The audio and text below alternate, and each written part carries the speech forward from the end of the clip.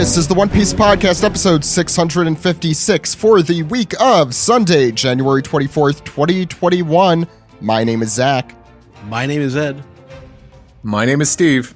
And my name is Alex. And on today's show, we have a very special guest. He is the translator for One Piece in Shonen Jump and Manga Plus. We have Stephen Paul joining us for only the second time this year. Maybe that explains my opinions about 2021 so far, but how are you doing, Stephen? It's been a week. It's been interesting. All of these weeks have been very well described by that. Yeah. There is no One Piece this week. So, Stephen, what are we going to do for content this week? Well, we are finally going to cover volume 10 of the One Piece magazine, which is it's timely because we still have not. We actually just got like the cover and everything for volume 11, so we're still good. It's a little airborne. But this one is about the theme is rereading One Piece and preparing for the climax. So whenever that happens. Yeah. Yes, whenever that happens, yes. We're all preparing for the year 2025. It's the manga equivalent of edging. Yes. Just tumescent. Yes. So any other things we should look forward to in this magazine? Why people should listen? We got some interesting stuff about the reread. There is some really cool stuff from Oda's note collection, which includes his planning materials for chapter 1, and like Zoro's backstory and stuff like that. So real early stuff. Some sketches of like early Jump covers and the first couple volume covers, and also his original designs for Jimbei.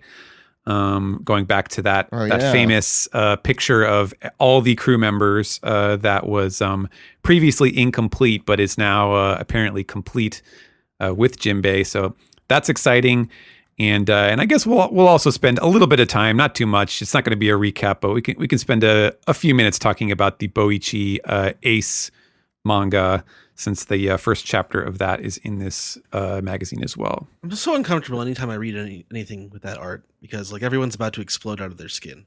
It's like a feeling. Let's save that discussion. Talk about that and more in our segment. Thank you. Ed, we also have a double anime recap with Sam this week. Or I don't know if you or Steve or both of you will be on for that, but do you have the episode info for that? No. Cool. It'd be episodes 958 and 959 of the anime. Yeah, so I'm wrong. We're finishing up. I know the intermission. I think the Hamburger Man was that last week or was that this? I think that was all lettuce lips. All lettuce lips. That's what we called them last week. I think he's in last week's anime episode, but we'll be covering that. And this is he's not in the anime. They did not include him. They did not include him. That was the whole discussion. You're absolutely right. The first episode is the Ed. one talking about a lot of marine lore, and the second one is the episode of Despair. They're all no, that's not true. So look forward to that with Sam a little bit later in the episode. A few announcements. Going to start first with the podcast announcement. Then we have a lot of One Piece news to go through as well. First, our Fight Together series is returning in a seasonal format. We thought made a little more sense to put a little more time and effort into these episodes that demand time and effort. So season 2 will start sometime in the spring. We're going to do episodes on fascism and tyranny, and I know, Ed, you'll be joining us for that one. Neurodivergence and fandom, transgender representation, film and media influences, and the global fandom, which we have a lot of returning voices for that, as well as hopefully some new ones. So we're still in the early days of all of these. I think we're going to start recording them over the next month or two, and then I'll start editing them so they come out in the spring. But I'm really looking forward to those. And for more, also big news related to that, they have their own feed now. We're going to still continue to publish them on the main feed, but now you could subscribe to Fight Together on Apple Podcasts and Spotify on their own feeds. So that's good, fun, big news. But there is also One Piece news. Volume 98, the cover is out. Steve, did you get a chance to check out that cover? I did, and it's very blue. Abadi Abadai. It kind of stands out to me. I feel like we haven't had one in that kind of shade since the beginning of Wano. But it's nice. It's something new, and it's got all the Akazaya 9 on it, as well as the cover debut of Yamato. Yeah, I think that's what the whole color is to do Yamato's hair with the white and the greenish. That looks nice. That's what I gathered. It's been getting a lot of praise as a cover from generally from our fan base, I guess. I don't know, what that necessarily means generally, but it's a very nice looking cover. They haven't done many mostly white background covers. I think there was one in Skypiea. That's about it. Water 7. Yeah, one in Water 7 maybe. It stands out like in the brightness of it. I'm a big fan. Plus it has Sulong, Dog, Storm, and Cat Viper, which is fun. Yes. I remember in the process video, there was like a lot, like he was kind of toying with putting Kaido or like part of Kaido in dragon form, and then that ended up getting removed for the final design. So there was some speculation about whether or not it was going to be another multi-part image cover type thing with what comes next, but it's kind of too early to say, I guess. But definitely some people trying to read the tea leaves as far as like who is on this cover, who might be on the next cover, that sort of thing. We'll see. Also important to note, Luffy's coat has mysteriously flown away in this cover. I saw something else too. I know this is kind of it's only kind of tangentially related to covers, but I saw some tweets the other day about how I guess they redid some of the coloring in the anime opening because it was like they hadn't been using the color scheme that Oda put for the volume covers in his color design, and then they recolored those shots like in the opening and stuff. Like how Luffy is like his pants and his belt sash thing are like orange and purple, whereas previously it was like red and blue. I think Law's outfit also wasn't yellow in the right, and Zoro's was green instead of like a dark, like almost black look. I know the volume 11 magazine cover also just came out. Steven. And that one is the theme of that issue will be words. So it's going to have some writings or some kind of analysis from a number of people who are like, writers or script writers, or I think one of them is like an announcer, like a newscaster or something, like, various people that work with words for a living, kind of talking about some of Oda's writing styles and probably famous quotes and things like that, which should be really interesting. But there's a little bit of bad news, which is that it seems like they are going to redo the cover style, and it doesn't look like we're going to have these like nice embossed Luffy drawings from Oda, at least not on number 11. So we'll see how that plays out. But that was a little bit of a bummer. But it's got a nice gold cover, so that will look nice. And and also a wanted poster for Frankie. So that's always nice. So that comes out, I think, February 9th.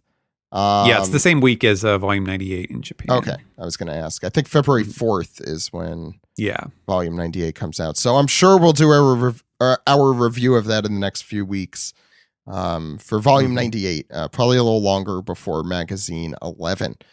Other news, Steve, I know season 11, Voyage 3 is coming out soon. I don't know if you have more info on that. Yes, at an alarming speed. It's being released on select digital storefronts on January 26th and on the Funimation Now streaming service on February 16th.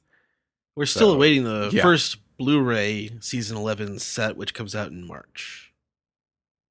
And crazy. They've been going fast through that. I mean, well, they want to get it up on. I feel like they've had this in the can for a while, and they want to get it up on the digital storefronts because maybe there's been a slowdown in disc production during the pandemic. either they've had it in the can for a while, or they are recording this at an insane speed, at an alarming speed. Well, I'm curious, like how recording the show during COVID has been since, as far as I know, they might still all be recording. Well, they did at that. home, they did that video like behind the scenes of the dub of they Punk Hazard. did. So, and they're gonna include, I think I think they said that was recorded earlier. Okay. Or are you talking about on the last DVD set? But in the future, they're also gonna have one with the FunnyCon panel, virtual panel, on it as a special feature. So that should have some. People have probably already watched that, but it'll be on the disc as well. Mm-hmm. Cool. So, in much, much, much smaller news, there's a little emoji of Odin that comes up with a hashtag related to Odin. You could check that out. That's pretty cool. The Luffy one still is there for the ongoing world characters top 100 or the WT 100 celebration that goes on through the end of February. If you have not, please vote for your favorite character, which, to spite Sam, please not Caribou. Just don't vote for Caribou. That's all I ask for. Don't spite Sam. Sure, I guess. Who knows? Caribou could be like the number one hot character in the Caribbean right now, bro. Caribouin? Caribou of the Caribbean. Caribou of the Caribbean. I was saying Caribouin. Okay. So that's at OnePieceWT100.com. And if you want it in English, please write /EN after that URL to do that in English. And last, on a bit of a more awful note, the Kenshin exhibition is still happening. We had a full 40 plus minute discussion on this topic back in March. I believe it's the most recent special episode we have produced. It was delayed due to COVID. For those who don't know, Watsuki was Oda's boss back in the 90s. The creator of Kenshin. He has since been arrested for possession of child pornography, but has basically gotten off scot-free, and his and Kenshin is still running in the Japanese Shonen Jump, but not in the American not North America. And I don't think in Manga Plus either, I would assume. We had a full discussion on this, including the fact that, look, we don't approve of this, Obviously. Putting it mildly. And, one of the more important things we said is if Oda were ever in this position, we would not be doing this podcast today. And we would not be continuing to do it. That there is, I think, still a lot of nuance to it, and we have a full discussion. I really suggest you listen to that episode because I'm not going to do it justice just trying to summarize it here 9 months later, or however long it's been since March of 2020. I was surprised at how many other artists were included in that exhibition. It's just like, most major ones, most major mangaka. Nobody. It's not a singular problem as I think we thought it was in March. It looks like it is that's the way it seemed when that was leaked or announced or whatever happened last year before it got delayed. Yeah, I think Oda rightfully gets more attention because of just the enormity of One Piece as a franchise. But yeah, I think as we discussed then, we don't really know what's going on behind the scenes if he's doing anything. He shouldn't be, I think, promoting Kenshin at all. But that's, the most I think we can do is to make that known make our opinions known to the folks specifically at the Japanese Shonen Jump, since it seems that those in the American one had. I think they understand the enormity of it.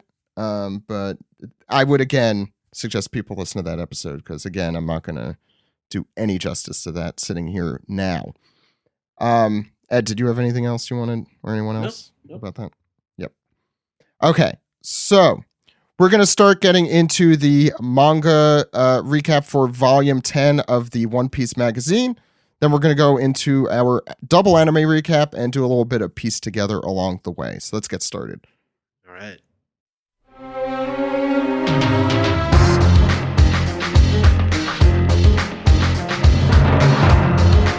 This is the manga recap for One Piece Magazine Volume 10 as we reread all of One Piece. So in this 500-hour segment, let's begin with Steven. What's going on the cover and the rest of it? On the cover, we have what is, at least for now, it seems like this is going to be the last of these cool, pencil-style sketches of Luffy. And it is Luffy in his Wano outfit with the funky sun patches. And he is holding one of the katana. Ed, do you know which one this is? I believe this is Nidai Kitetsu. That's the one he had at the beginning of the Wano arc, right? Yeah. This the is one that Zoro at the wanted to see. Yeah. No, he doesn't throw it. He punches a guy with it. That's how. Yeah. Yeah. I think that's right. Yeah. It's very action heavy pose with some falling stuff. This one is about rereading One Piece, which is kind of a theme. I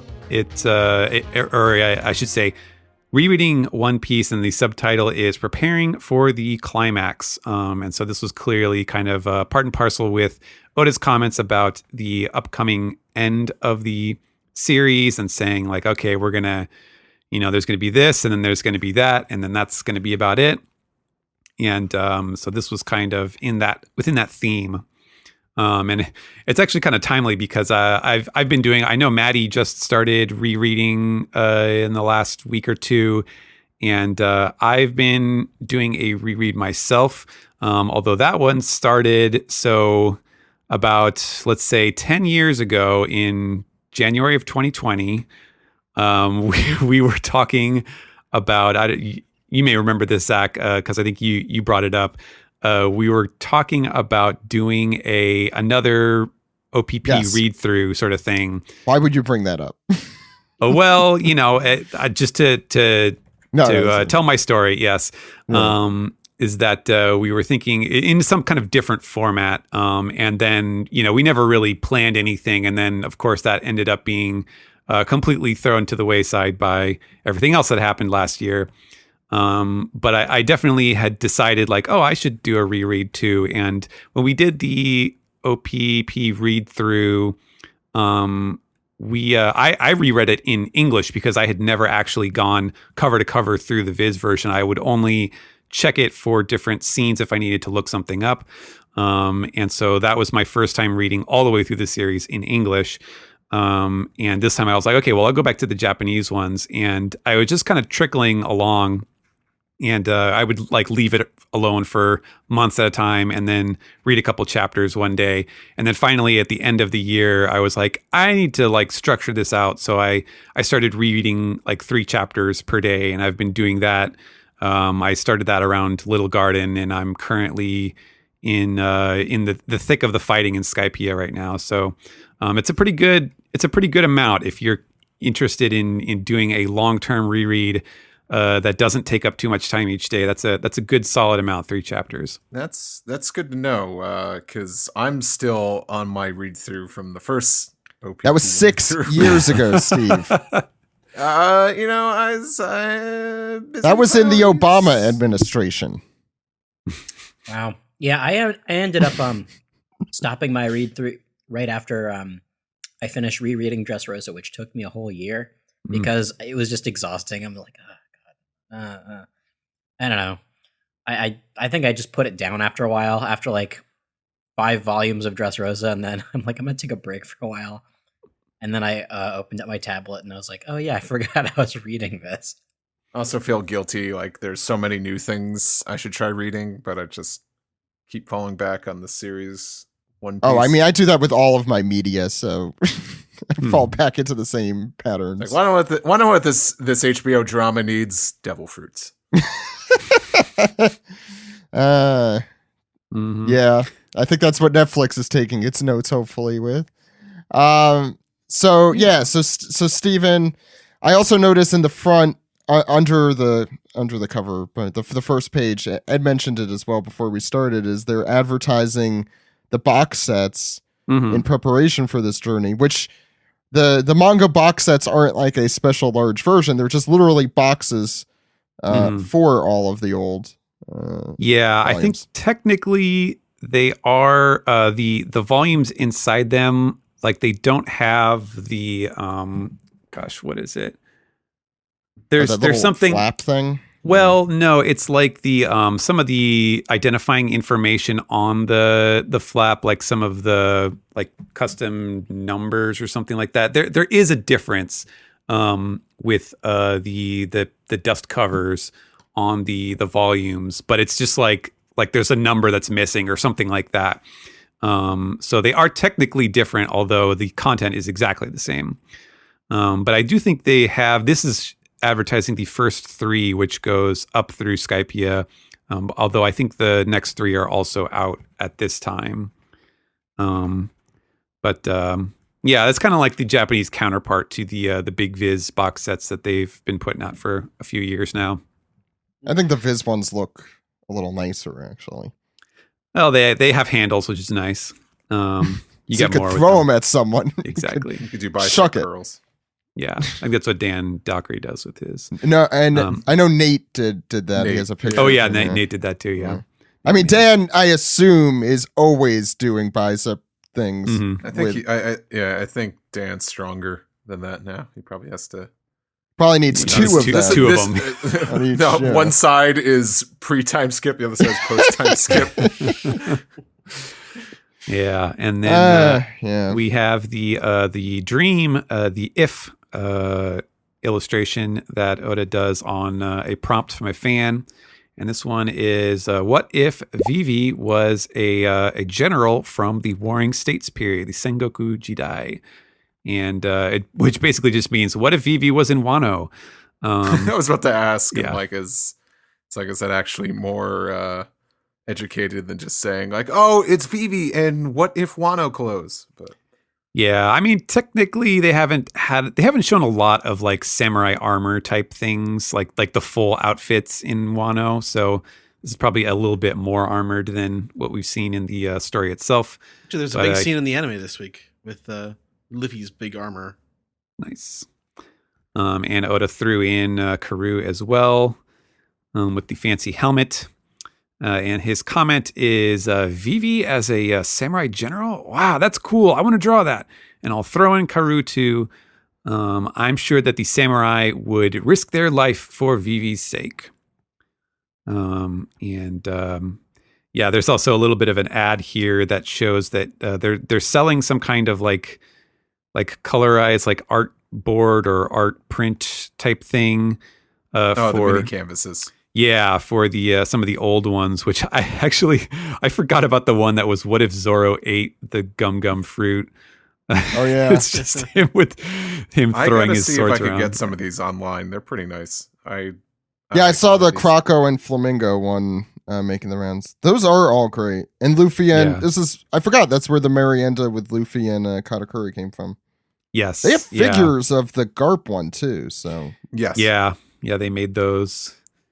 Actually, looking at these ones now, I'm like, I'm not going to say that Oda phoned this in, but I think this is probably the least interesting of all the ones of these illustrations that he's done. This Vivi one, The donut one's the best. Marienda one. yeah. it's real good. I mean, Yeah, the he's a busy Croco and guy. Flamingo one do have a strong fan base out there. Yes, Um, it's true. reasonably, but they do. So that is I probably believe a the strong words second. horniest Oda has ever drawn have been uttered.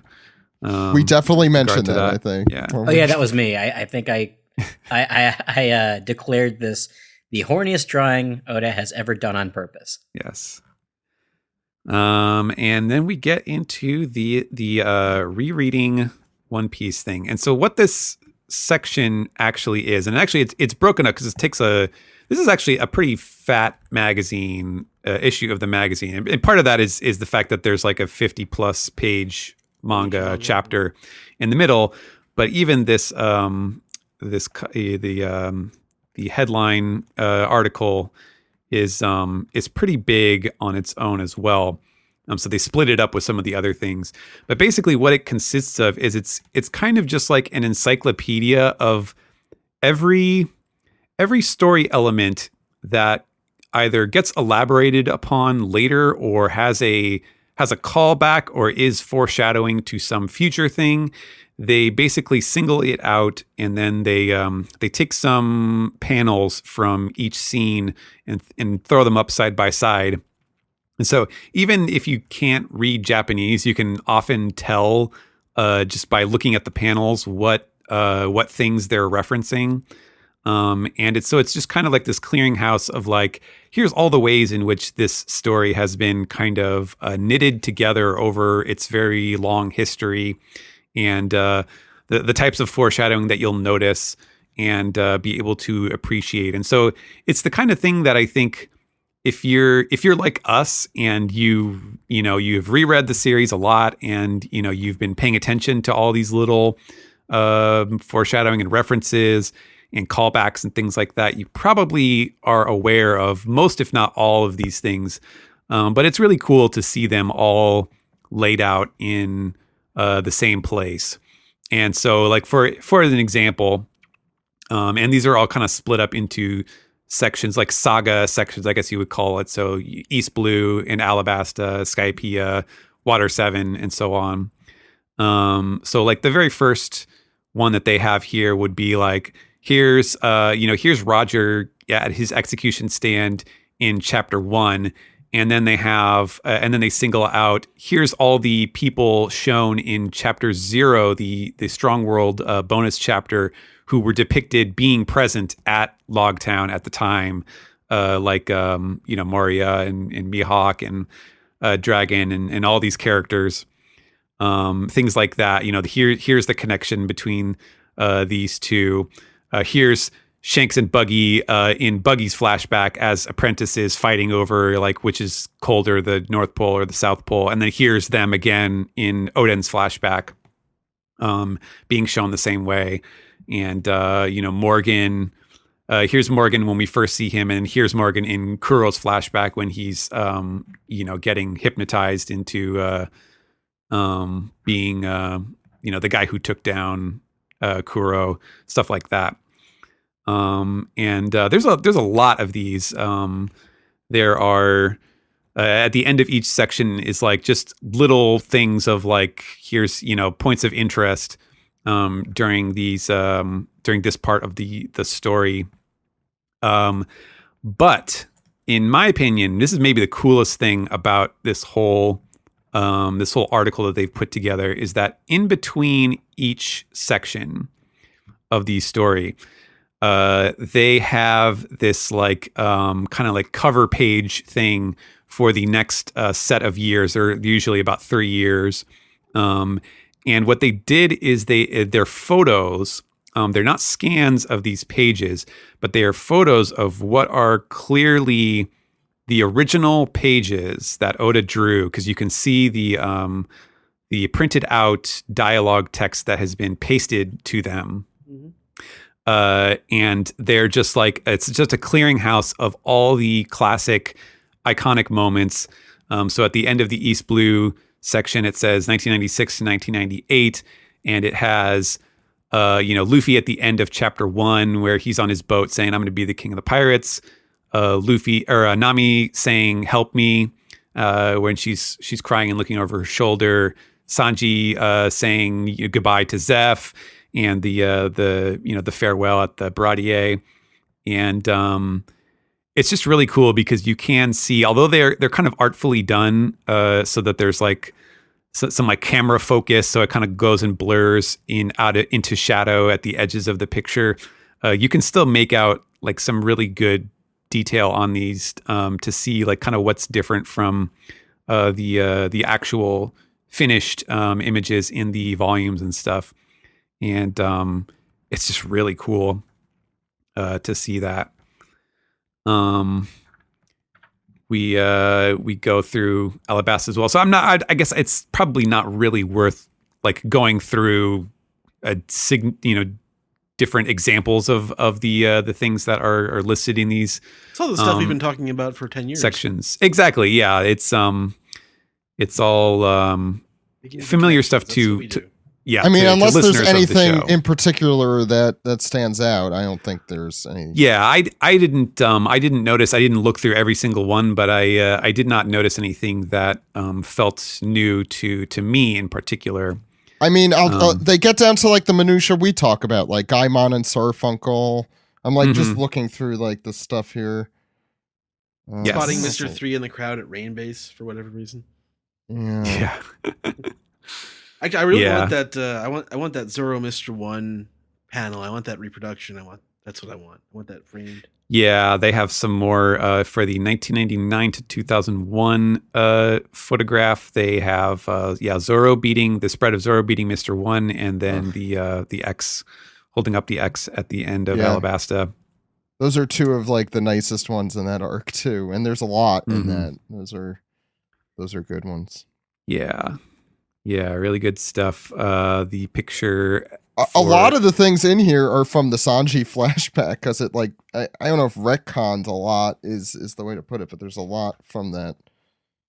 That gets referenced again. Yeah, it's true. We have a lot of stuff too that they'll bring up. It is like when he did the Decks of the World, and you get to see what's happening in each location. Now they single out a lot of those for these segments too to show how things have changed since they were initially in the story. We get a picture of the flying version of the Going Merry going up the Knockup Stream, and some shots from the. I'm trying to see, is this from the flashback or one of them is from the flashback, and then one of them is the Light of Shandora. The singing voice of the island. Great scenes for Water 7. They have a photo of the end of the Mary saying thank you, and the crew standing on top of the judicial tower.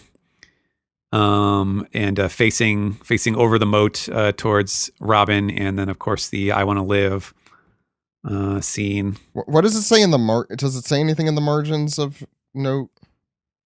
Looks like you mean like these handwritten things? Yeah, I mean I see the numbers, but also the numbers for the pages of the chapter. Oh, you know what? I think that says 14. I thought it said something in Japanese, but if you turn, it looks like it's got some.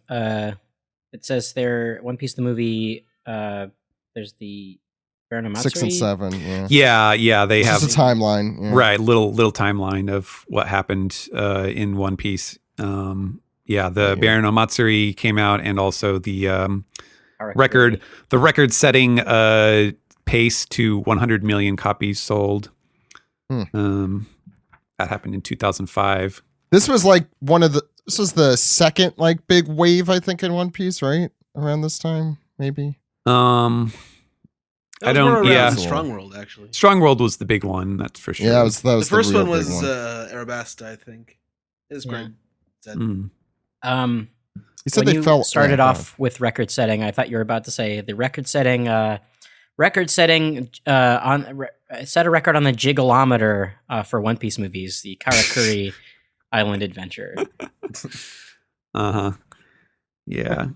Let's see. And next we go through the Thriller Bark and Sabouti stuff. They're talking about showing off like who all these people were that had their souls taken, like characters of interest, like Sindri and the first one is talking about how Brooks Zombie was a famous figure from Wano, and how that ties into what's going on in the present day, and how Lola is obviously Big Mom's daughter.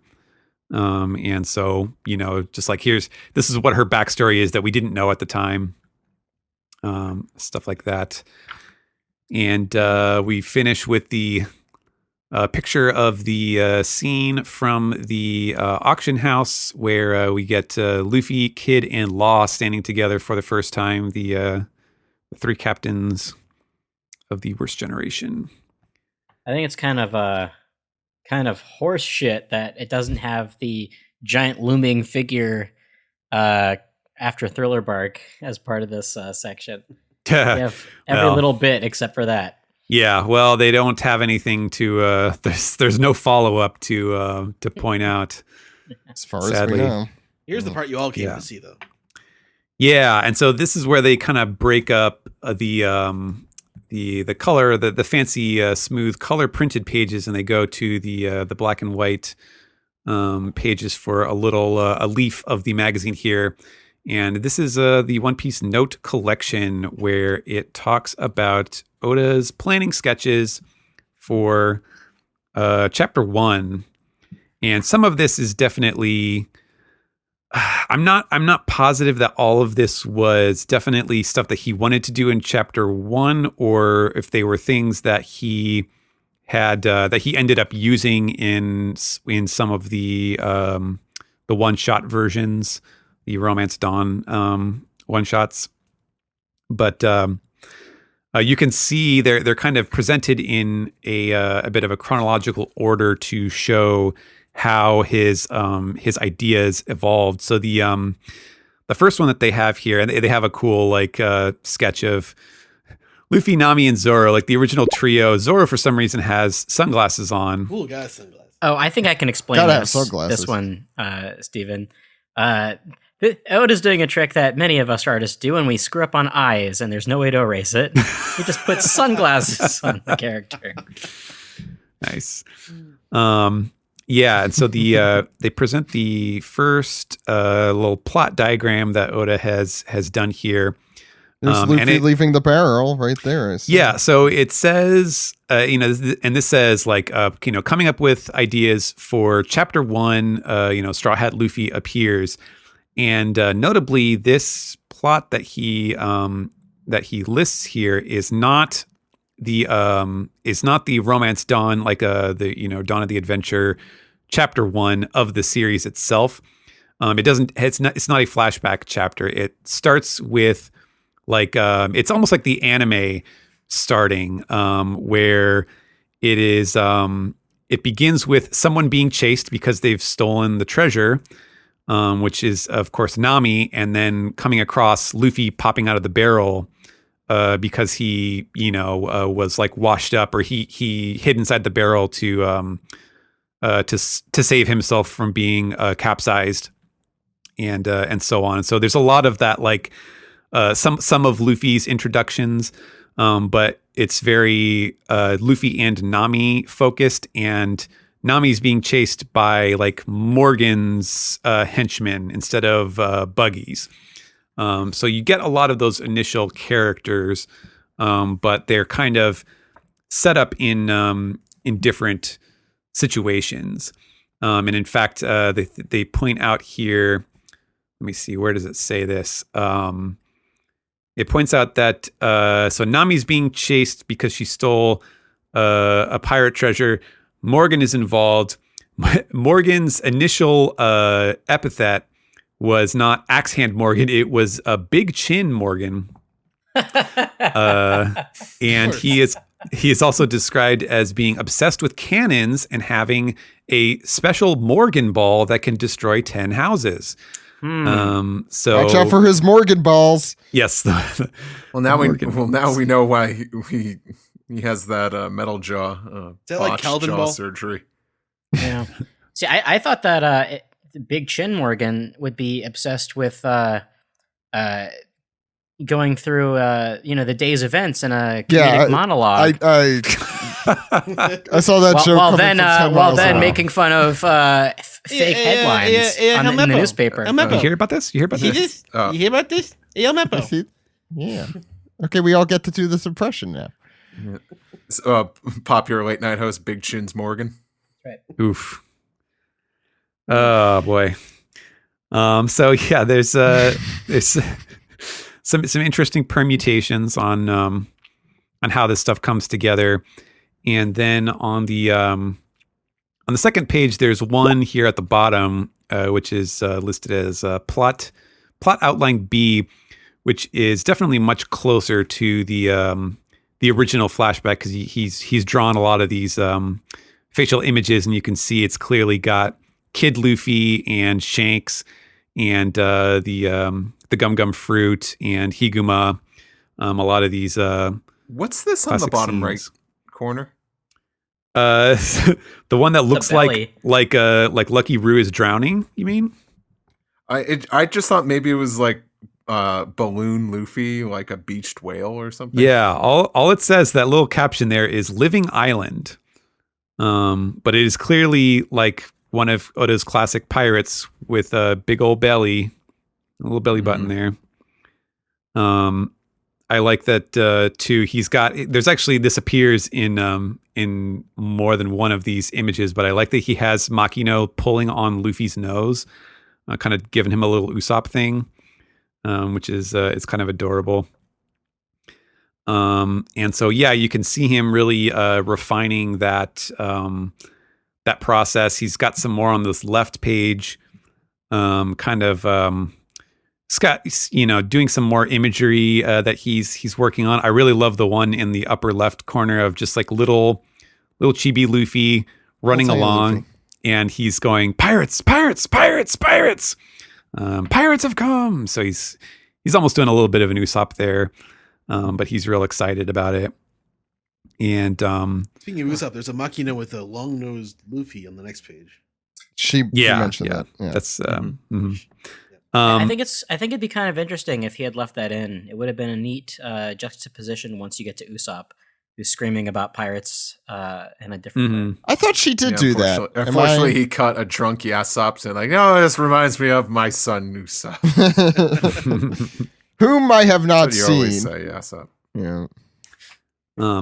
There's a few things even in these sketches that are definitely like right from chapter 1. There are still a few things that are kind of interesting and that they are different that he took out, which is that it's kind of like the last like sort of vestigial remains of the One Piece or the Romance Dawn one shots, which of course at least one of them I definitely remember had Luffy's grandpa in it, and there are some notes here where like it's like quotes from Luffy saying like, "Oh, I'm tired of Grandpa yammering on about me," or other characters referring to his grandfather. So it seemed like that was kind of one of the last things that he did, was deciding not to touch on any of Luffy's family, and to save that for later, which is pretty interesting. Next page we have. Wait, what does Whoop Slap say here though? Whoop Slap, of course. Yes, of course. Yes. Let's see. Well, there's the guy. Yeah, there's definitely Whoop Slap, although the dialogue bubbles are pointing to this other guy who just looks like one of the random villagers. Well, over his right, it says something with the number. Yeah, 10 if that's supposed to be Whoop Slap saying it, then he's saying, let's see. It looks like he's saying, even after 10 years, we couldn't stop him, which I guess is stop him from leaving, because Makino there is saying, "Oh, he's finally left, huh? It's going to be lonely around here." Yeah, okay. Wow. So, yeah, even after 10 years, he did not give up on that dream. He's still determined to go out to sea. I wonder what Garp would think about this. On page 36, up there, like in the upper middle of the page, do we know who this bellhop guy, this bellhop head guy is? I think these characters are like the guys. I guess you would consider them. I don't think at this point, when he's writing all of this dialogue down, that it is specifically Alvida. It's just like the crew that finds him. But I think that's who these guys are, is the pirates in the crew that that breaks the barrel with Luffy inside. Gotcha. It just occurred to me too in that previous sketch where he's busting out of the barrel, but then the treasure is right underneath him. Interesting choice to have him burst from the barrel, just because of the toy, that Japanese toy where you put in the pirate barrel where you put in the swords, and if you hit the right one, the pirate will jump out. Oh yeah. Was that Petey the pirate? Is that what it's called? I think. Yes. Something like that. Yeah. Yeah. That didn't occur to me until just now, and apologies if we've ever talked about this. Another interesting thing that he added on was that originally, even in the Luffy's flashback chapter ideas that he was coming up with, he wasn't using the phrase "King of the Pirates." Luffy is just like, "I want to be a pirate. I'm going to be a pirate." So like that's he's leaving to become a pirate, and so he didn't add the that super goal, the King of the Pirates, until the final version of the draft.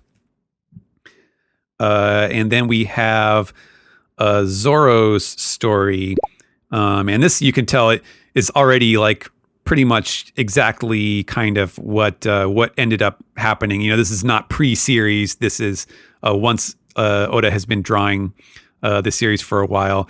I really like this one on the top where you can see he literally has plotted out the page numbers, like 1, 2, 3, 4, 5, 6, 7, 8, 9. And he's like, okay, 14 and 15, that's going to be a spread. 16 and 17, that's going to be a spread. And so he's like, kind of charting out what he wants to do in the over the course of the chapter. And then he's got a whole list of like different events and where they happen, like in town or on the base. And this is the chapter where Luffy goes and sees Zoro on the crucifixion stand or the execution stand or whatever you want to call it at Morgan's base. And he's also got a flowchart thing of Zoro's flashback. And so you got a couple sketches of Kuina and their sword master, as well as some sketches of Helmeppo and Rika, Helmeppo's wolf and stuff. And the differences, I like this, the one on the left page here is literally, it's titled The Man Named Zoro, and it's split into two sections, one of which is the truth and one of which is rumor. So you can see he was sort of like, okay, how am I going to have Kobe describe who Zoro is? And like he's talking about him like, he's a man who prowls the seas in search of bounties like a wild dog starved for blood, and all of this like really exaggerated stuff, which is pretty funny. And it's even got a this thing on the bottom here is Oda doing some brainstorming for Zoro's showdown with Mihawk, or like who it is that he's after, since obviously that comes up pretty quickly in the story after that. And so he's got some of the lines that Mihawk ends up using, although there aren't any designs on this page.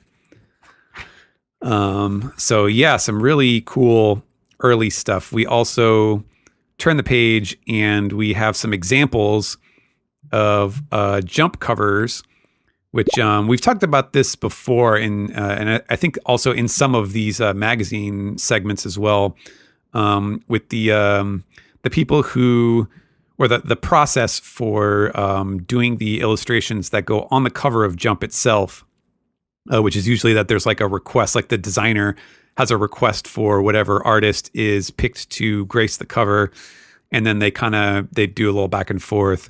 And so they have an example here of like the first 4 crew members, and the one on the left is just kind of them standing around like at full body distance, so you can see them from head to toe. And then the one on the right is definitely a familiar image where he drew it way more dynamic action, where they're like, Luffy's punching towards the camera, and Usopp's got his slingshot leaning in, and Zoro's got his sword leaning in, and Nami's laughing. An upgrade. Yeah, for sure. Yeah, like this is one of my favorite illustrations he's ever done, because I just love the how dynamic the poses are in that. And oh my god, it's like night and day between those two. Where did that one end up going? Because I know it's been. I mean, I don't know. Maybe I'm sure just remembering it. Definitely at the start of a volume. Okay, I'm gonna check. Yeah, I thought that was a jump cover. It says it number might have 47, so I assume it's an issue. Yeah, 47. Your color walk one. That's what I was going to say. I don't know if they put it in one of the volumes as well, but or if he reused that. Like, I mean, I'm sure it's in the here. I'm looking at the color walk. Maybe he even reused it for one of the color spreads at some point. But yeah, real cool. I picked the wrong one. And there's also some ideas at the bottom here. You can see where it's Luffy versus Don Krieg, and they're doing kind of a showdown. With their Just an update for everybody. Oda put it at the beginning of volume 8. Cool. There we go. Yeah, that image, you can find that if you look in volume 8. As well as some different drafts for volume 4's cover with Really? Kuro in front of the moon, lifting up his glasses, and then Luffy, the close up on Luffy, so you can see how he was kind of putting them in different permutations on the cover. I love how the other ones that he didn't go with all look really cool. Yeah, yeah, I like some of these. Luffy doing the glasses thing, and the other one is very funny. He's like mimicking Kuro. That's pretty good. I love that. Yeah, and then we've even got the rough sketches for volumes 5 and 9, which are definitely recognizable. For sure. Although there's a few differences that they point out, but very, very similar. Yeah, volume 9 is another. The final was a huge upgrade. Yeah, from this one. Mm-hmm. Yeah, Nami looks better in the final one. And then we get to the initial designs for Jimbei, and these are real interesting because the first thing you see in the top right is if you're an old-fashioned fan, you've probably seen this image before because it has been printed in Databook Green, one, I think, and yeah, it's been put in some other sources as well. I think maybe even one of the magazines. But this is the first time that we are actually seeing it with Jimbei's initial design, and this is like the entire crew, 10 members, pre-series started, and you can tell because Chopper is taller than everyone else, and looks. He's dressed like a pirate. Design. Yeah, he's smoking. It's great. Usopp looks like an actual pirate captain, like he's wearing the tricorn hat with the skull on it. Well, I remember also at the time we originally went through this image, we were shocked Brook was on it because Brook had just joined the crew. Right. And now we find out Jimbei was also part of it. Well, 12 years we had later. speculated too, because Jimbei had been erased from that image, that there was like, oh, well, it's kind of off center slightly. Like there's a space where another person could go. And sure enough, yeah, he was definitely there initially. Yeah. Also, you have this little floating guy who looks like Chaozu is that is Frankie. That is the shipwright. And then the creepy looking guy with the bandana on was it originally said as the botanist, but is kind of, I guess, technically in Robin's position. Nami's the only girl on this initial lineup. Was the botanist being the position of we don't really need one of these, like botanists and archaeologists. Look, somebody's got to grow the weed for the Straw Hat. I guess Jimbei fills that position now because of his. So the outfit. little Chaozu looking guy, I believe, was repurposed for the Hachi cover story. They were like the little, weren't they like little fish carpenters? Well, there's also the Moon Men in Enru's cover story who look very similar to that. I don't know. He's creepy. He creeps me out, this guy. I do think it's nice that Oda ended up repurposing stuff like that, though. He ended up getting his tiny character in Chopper. And you can see like because he also has labels for the different roles of the crew, and you can see where he was working some of these things out. Like over the Usopp head, there's like captain ? That is crossed out, and then there's like vice captain or first mate that is also crossed out, and then he has sharpshooter at the bottom. And on the botanist character, botanist is on the top, but crossed out under it is sharpshooter. So you can tell that he kind of like, to him, I feel like the concepts of the sharpshooter and the botanist being related, kind of, you can see that where it becomes Usopp, who later has the pop greens, and how that ended up evolving into what it is in the series itself. And we see that the botanist character also has like a little goggle as well, like a little. Yeah, that's true. Yeah. I thought that was initially a weaponsmith character when we did Green, but my memory might be fuzzy on that. Does it say helmsman next to Jinbei? Yes. So he was always going to be the helmsman. What's interesting is that he also went through some different names and ideas. So let's look at these original sketches of Jinbei, and they're I think his earliest ideas are real crazy looking. Like they almost look like when you look at a stingray from the bottom, because it's just like this big flat, like what is this shape? Is this like a rhombus or something? Like it's like a teardrop, like a real pear-shaped fellow. The nipple for a So head. what was one of his original names? Rambe? Rambe. Yeah, he just looks like a big. Rambe. He just looks like a big flan or something. But I Flambe. I'm particularly amused by the ones on the top left there, where his eyes are too close together, so he only has to wear one goggle when he goes swimming. Yeah, so his original name at the bottom here was Saigo, which is almost certainly, it's meant to, and that's in kanji, which is meant to conjure Saigo Takamori, who is a famous figure in Japanese history. I want to say he was one of the people around the Meiji Restoration era. There's a famous photo of him. He famously has no neck and a square head. Yeah, all right, well, there you he go. looks a lot like this sketch. It's funny. What's the name? Saigo Takamori. Yeah. According to Wikipedia, one of the most influential samurai in Japanese history and one of the 3 great nobles of the Meiji Restoration. Yeah. Oh my god, he does look like Jinbei. If Jinbei were a human being. He's got a square head and no neck. He has a square head and no neck. It's a look, I'm not judging, but yeah. And there's some interesting stuff here too, where like he's drawn these little dialogue images where he's smiling, and he's like, so you are Luffy-kun. Thank you for thank you. Even then, that was his catchphrase. Yeah. Thank you. I understand you stopped Arlong. So you'd already kind of come up with that relationship that, Luffy needs to stop one of these, fishmen who is related to Jinbei somehow.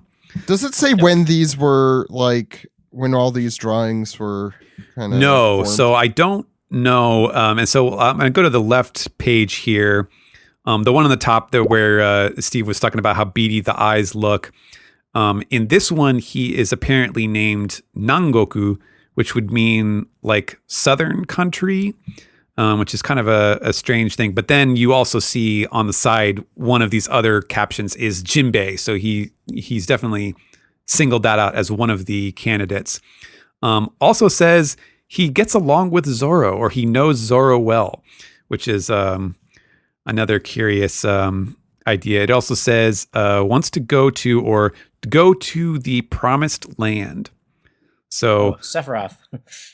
Yeah, some interesting like character motivations that he was working on, and he definitely gets the one-winged fishman. One-winged stingray. One fin fishman. Yeah. And you can definitely tell he's getting more hairy here as he iterates on Jinbei's designs. You see he's kind of got this top knot here and some of these middle ones.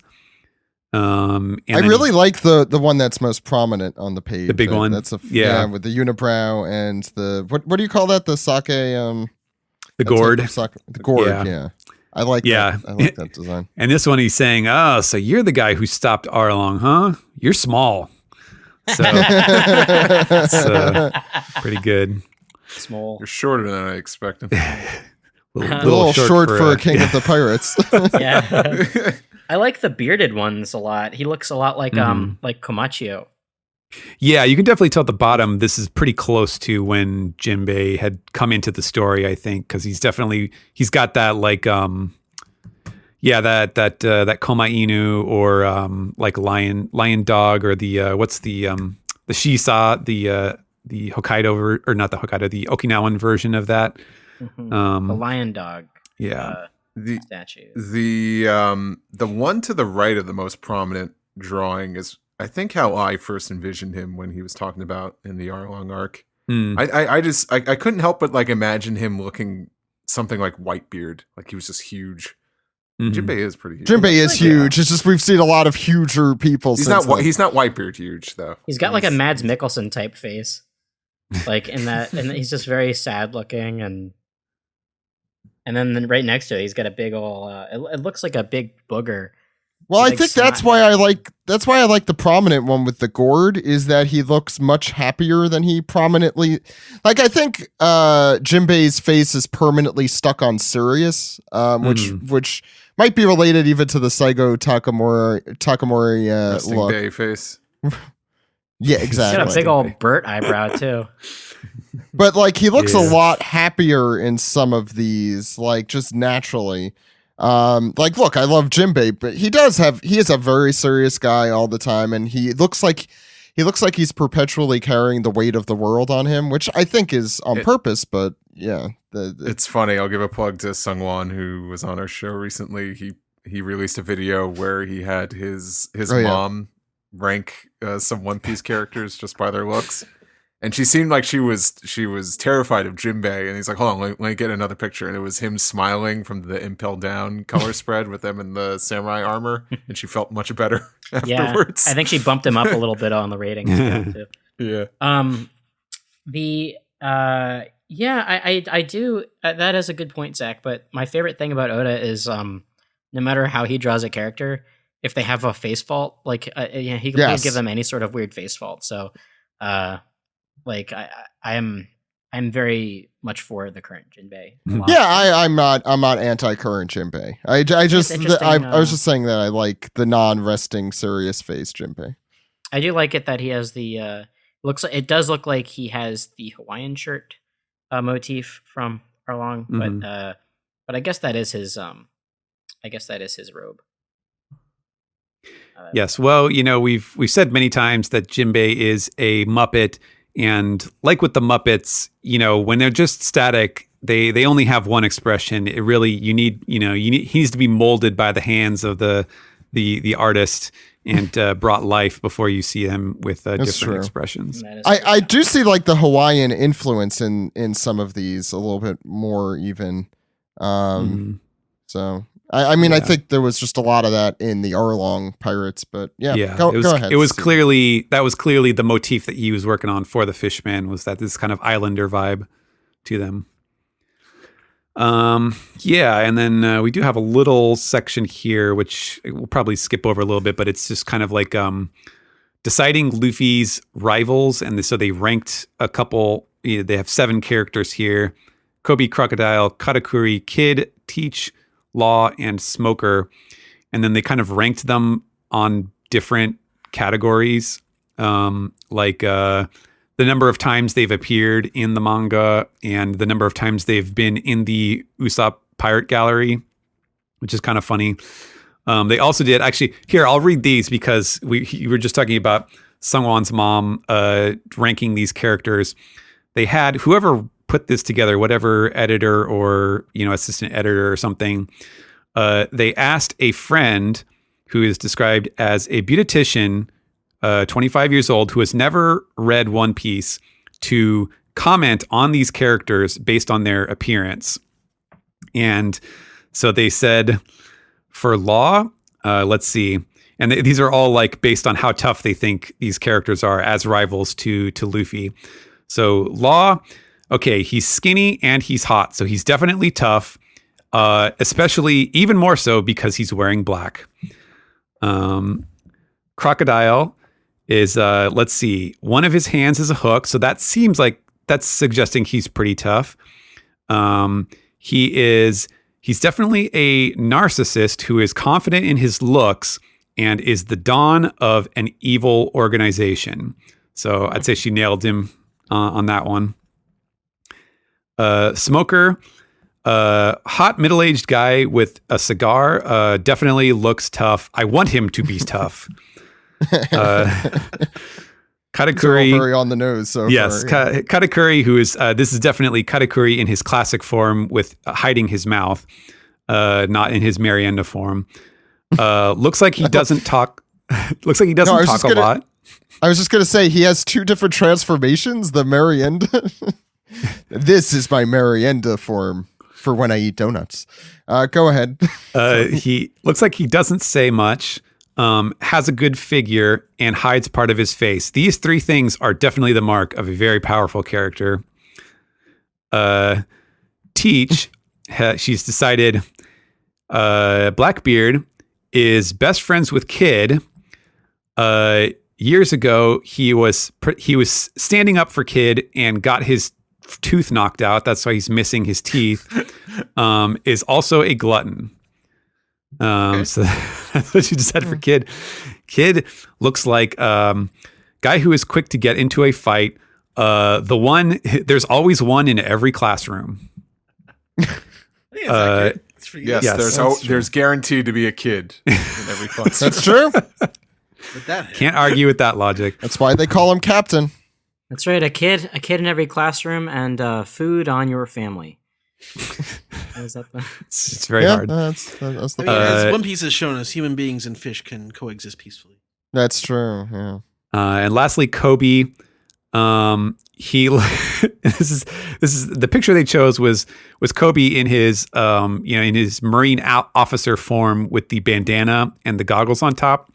And she says, looks like he seems like he's always looking for the glasses on top of his head.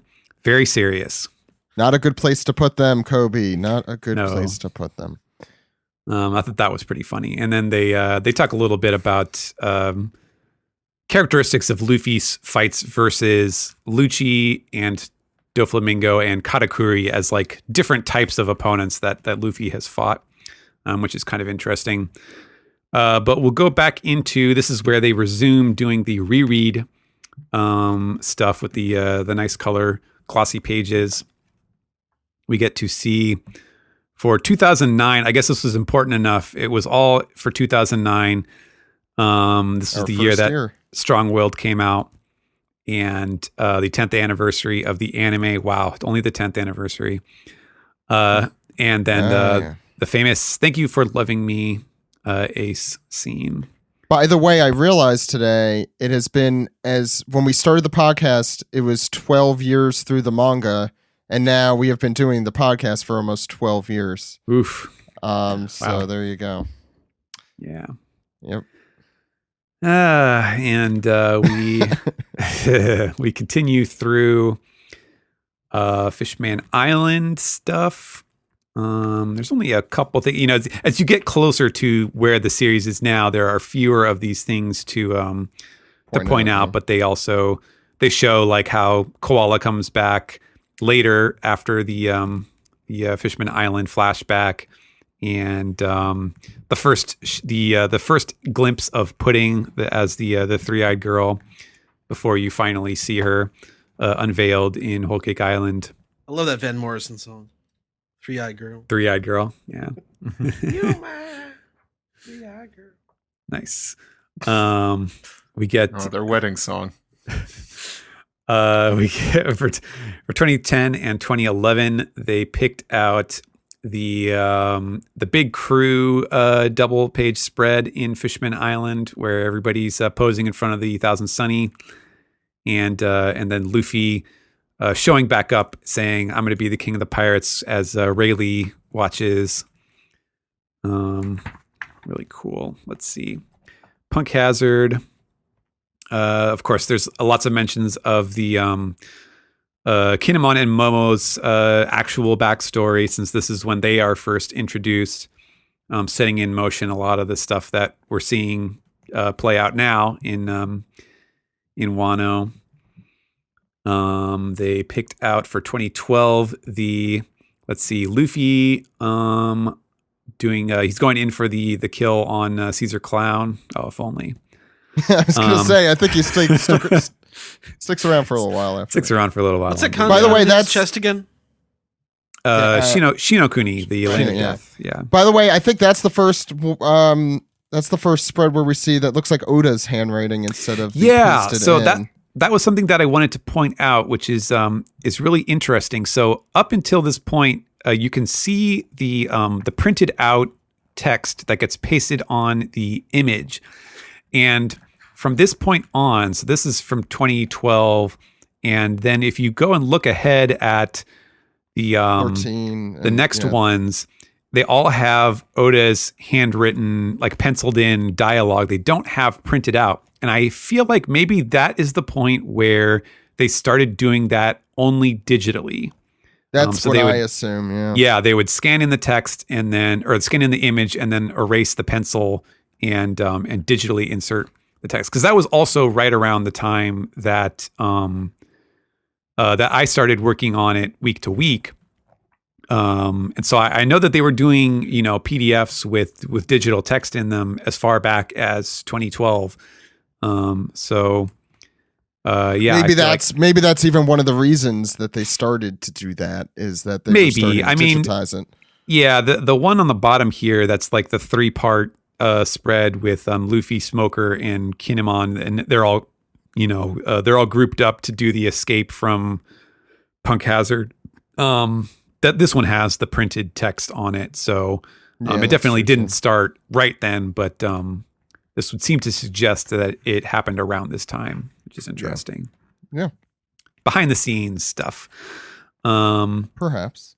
Yes, and then we go through Whole Cake Island things. We get to see the images of the Sun's Cups with the Grand Fleet at the top, and then Luffy doing his Gear 4 Bounce Man, and you even get to see Zoro doing his Trichilocosm. Trichilocosm, yes. That's a fun one to yell in the playground and confuse your friends. Yeah. And you can get sliced. Goes.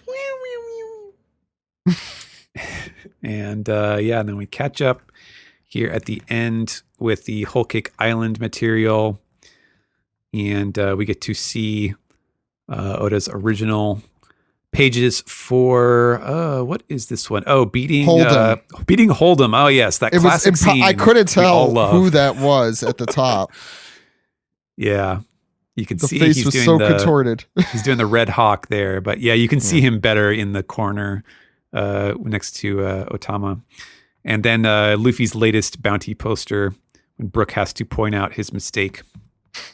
There's another 0 there, Luffy? Yes.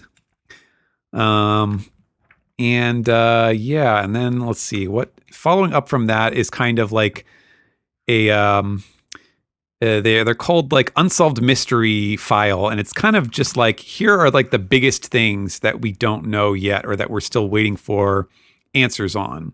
For effect, you should put on the Unsolved Mysteries theme in the background when we do this segment. I am not doing that because I don't know. Resurrect Robert Stack's ghost. Yeah. Put in the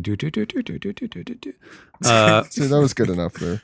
We get file 1 here is Raftel and Joyboy, and so they throw in the Roger laughed, that famous image. Now you might call it the moment of 2020.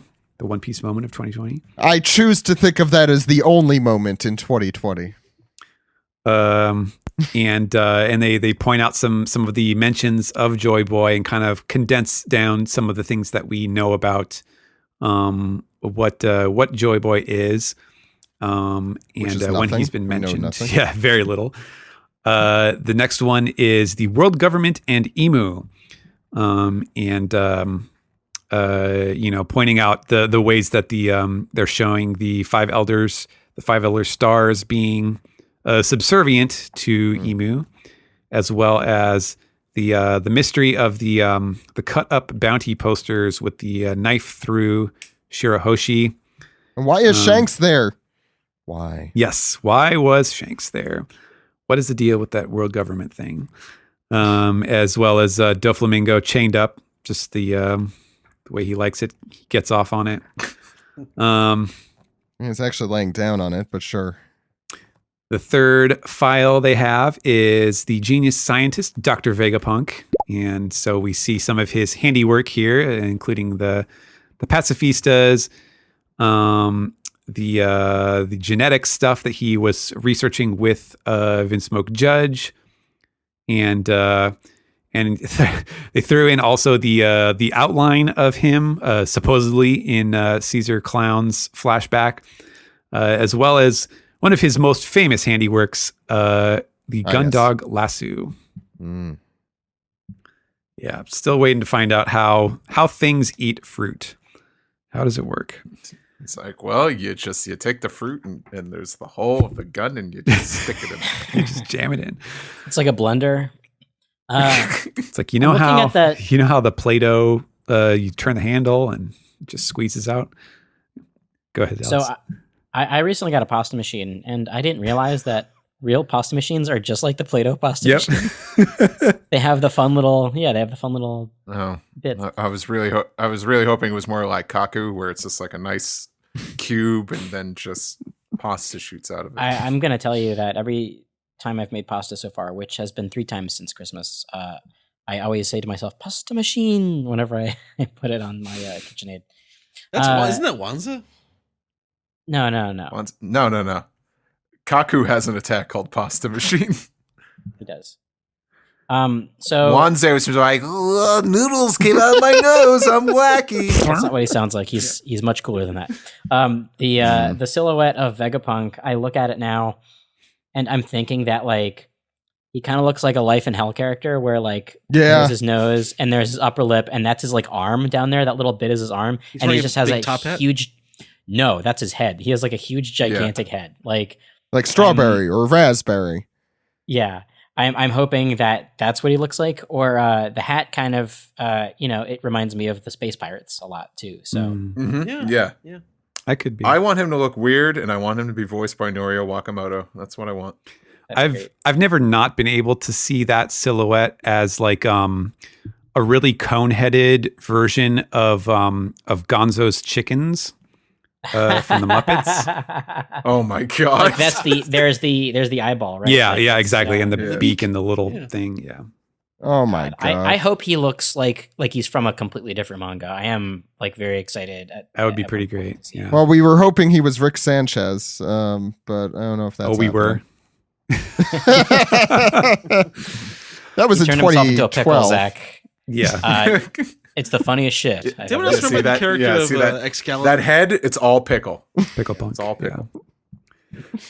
Yeah. And the last file here, yes, is this is the one that's actually come up the most recently, I think, which is the mysterious connections between Luffy and Roger.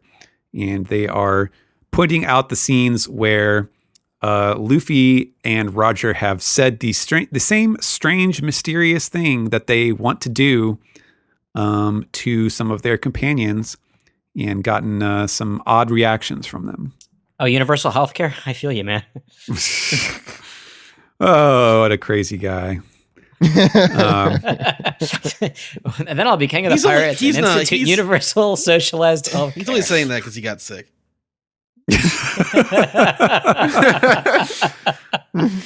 I wear a mask. If everybody could get, checkups, they'd get their proctologist. They'd find those early signs. What's next? They also have some of the scenes of Luffy hearing the voices, such as Roger did down on Fishman Island, and also the straw hat, the Roger's giant hat, and or the tiny guy. Would it be funny if that's what it was all along? Well, he's holding the oh, wanted posters. We had a whole discussion on this. Oh, I thought that secret throne was just really big. It turns out it's just like a small diorama. It's foreshortening. I'm King Emu. Steve, Yes, you're quite big, It's my the lord. reverse Steve. Snoke. Yeah. Yeah. Steve, if it was a real diorama, everybody knows that would have Star Wars action figures mint in God. box. Ooh, it's Chewbacca. Yeah, they even have Chewie. Okay, wait. What's next? All right. So they run out the color pages here with some ads for the color walks and some giveaway things, I think. But then we get into kind of the centerpiece in the middle of the magazine here, which is chapter 1 of Boichi's take on the Ace novels, which we can talk about briefly here, I guess. I translated the novels. Since this is coming out in the magazine, which doesn't have any kind of English release or plans, I'm not aware of any like publication plans for this. Although I wouldn't be surprised because there's going to be chapter 2 in the volume 11 of the magazine, and probably at least one more, I would guess, after that. I wouldn't be surprised if this gets collected in its own volume, and I would not be surprised at all if that happens, that would get put out in English, since they put out the novels already, and obviously Boichi, Dr. Stone is like super popular as well. So I would not be surprised if we get this in some form eventually. What's important is we have at least one scene with Thatch. Everyone's favorite, Thatch. Yeah, so this, I can tell you, because I had to translate the original material, this covers basically the first chapter of the first Ace novel, which was originally contained in the very first issue of the One Piece magazine. And it kind of looks like it skips over the second and third one to go straight to the stuff in the second novel, which is more about Ace joining Whitebeard, like challenging Whitebeard and meeting Shanks and going to Fishman Island, and a lot of the stuff that more closely ties into the actual story of One Piece. So I think they chose to kind of skip over the other more fillery material. And just do this story of how Ace and this character Masked Deuce, who is the narrator of the first volume of the first novel, and it fleshes it out. It tells the. By the way, when you go to the bathroom, never take a Masked Deuce. Not Unfortunately. recommended. I noticed they added a giant bird monster. Yeah, they made it a lot more exciting in a way, which it struck me as odd at first. I was like, wow, this is way more dramatic, but I think it actually kind of helps tell the story a little bit better. They kind of rearrange some of the events, and they do make them a little more dramatic for a one shot. Yeah, I gotta admit that first chapter of this volume, not a page turner. No, not so much. And a lot of it is also just like it's all about the narrator and his backstory. Yeah. And then and then he learns about Ace, but Ace is like largely a mystery to him. And I think that's a lot harder to sell in a manga form like this. It kind of read as a self-insert fanfic where he's like, Bragman is my favorite book. Right. Yeah, there's a lot of they do everything they can to tie in various One Piece tidbits into the novels. I do like how he's rendered Whitebeard's mustache. Whitebeard looks like Stacy Keach. That's awesome. I was going to say Jesse Ventura, but yeah. Oh yeah, that's or probably Hulk more Hogan or something. I mean, he was based on Hulk. The other way. Yeah. Oh yeah, that's true. www.acesrogersson.com. WHITEBEARD. What does that spell? 9/11 was a hoax and an inside job. Time for you to leave. Oh boy. How did he get it? Yeah. What's happening? Okay. Yeah. Were there any other thoughts on this? Like we can't really talk all day about this chapter, but at least I could say I think since it's his own stuff, I like Boichi's art more in this than I did with his take on Zoro versus Mihawk. Yeah. Mm. I agree with that. And I think it's probably just because he's given more free reign, like he's doing his own. His comedic stuff is probably the stuff that least offends me to look at, if that makes sense.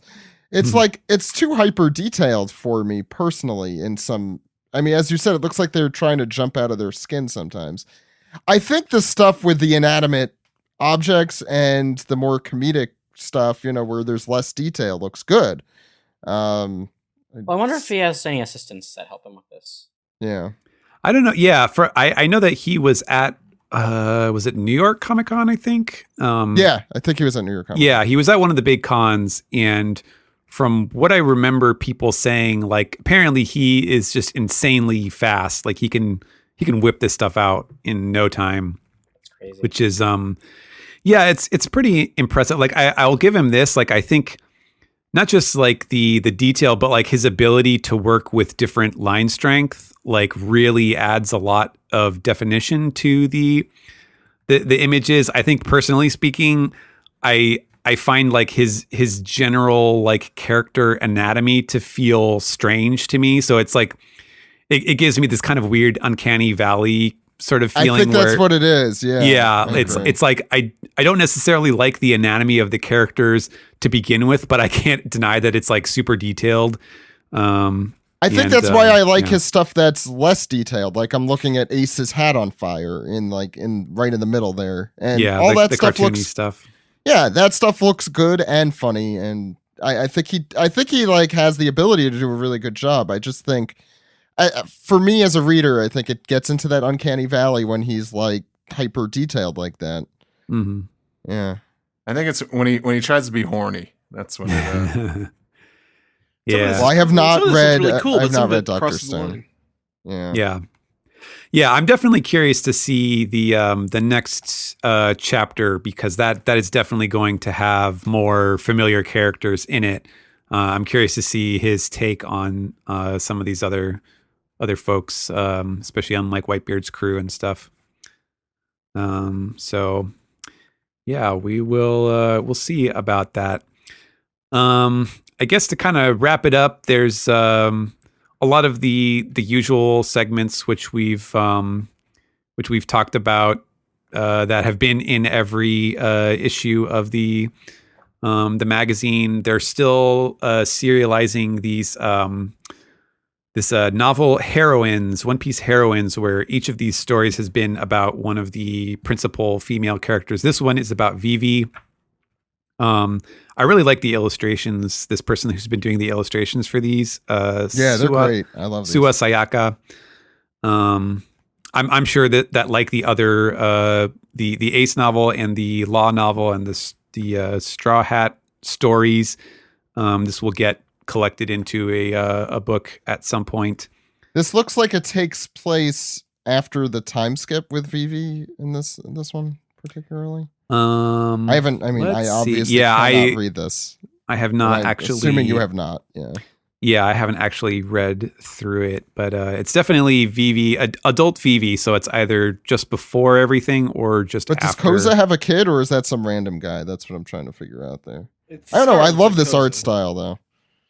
Wow, Koza cheated on Vivi. Oh no! I was gonna say, like, geez, come on, Koza, get with Well, to be fair, Vivi and Nami have a thing going on that's not enjoying that. Koza, the only One Piece character that I share a birthday with. Wow. Koza's too busy. It's damn end of the month. I never have any. On social media all day. It's a revolution, Vivi. Okay, what's next? Yeah, and like I said, a lot of the usual stuff. What is Sanji making for Robin here in the Mugiwara kitchen this week? Sanji is making, let's see, Mustard sandwich. a sandwich. It just like, says sandwich. Okay, let's see. What does it say here? I'm gonna see onion. A lemon thyme, chicken and ham sandwich, and a slightly bitter trifle. So I guess that means there's probably some like baking chocolate or something, or some semi-sweet Oh, chocolate. it goes through the whole thing here. Ooh, the dessert Looking looks at good. this sandwich, like step one is like, oh yeah, make sure to cut the bread so thin that you can't actually eat a sandwich. And then make Yeah. sure your chicken That's is a little raw. baguette. Oh wait, no, you dip it in boiling Oh, water. you're sous videing it. Looks like. Oh yeah, that's what's going on there. Yeah, put it in a I bag. would sous vide a chicken. I see some brownies at the end, and that's what's important. And then we also get the new era hats, the new era hats, which are not as nice as the old new era hats. I I like the ones that are just the New Era logo with the devil fruit. That's cool. with the stem coming out. That's cool. Mhm. Great, But these are great. mostly like Understated. golf related, which is weird. Golf related. Yeah, especially those ones with the baseball bats on them. No, on the next page. On the next page. Oh, there's okay. Yes, Visors they have and whatnot. the Dude, buggy I want some of this bogey. golf- I want this golf stuff. Buggy Bogey. Pretty great. If I was into golf. I wonder what the crossover is between One Piece fans and golf fans. I feel like it's minimal, but A prominent character who's named Tiger. Oh boy. D Woods. You can go, Fisher Tiger, or you could go Fujitora. well, that's a new David Bednar game we could play later. Fisher Tiger Woods, yeah. Fisher Tiger Woods. Mm. You can have that as a freebie, David. Yeah, and there's a bunch of merchandising and fan submissions, We pictures. get to see inside stuff like Surame. I just need to Mhm. note that, and that's great. Yeah, they do have at the very end. They do have a little preview of what is in the next issue of the magazine, and that is going to be centered around words, as I mentioned at the top. Some of, I guess, probably similar to the Strong Words book, delving into a lot of the famous quotes and explaining what makes them powerful and cool and stuff like that. We're going to have One Piece Episode A, Boichi's Manga, Chapter 2. And there's also going to be a new storybook project in there. Oh, yeah, that's like the one the the cute sort of design paper one. craft. Yeah. There's going to be something new. I don't know if it's going to be the same style, just a different story, or if it's going to be a different type of thing. I guess we'll find out pretty soon. When that comes out. if people want to find this magazine, how would they search for it? Well, it's very easy to find on Amazon Japan, because you can literally just type in One Piece magazine in English, because that is what the title is. And I'm sure you can probably find them on some other retailers as well. I know there's like CD Japan, and I think in France there and some other European countries they might be publishing these in the native language. I don't know if they're still doing them, but I know that at least the first 3 I think they did in French, which is cool. So, I mean, I'd still love to see these come out. I think of material, these would be fun to see in English in some form, or at least parts of it. Plus, give Steven a lot to do, and Steven's always dying to do more. well, So we completely glossed over the devil fruits. Oh, yeah. revealed here.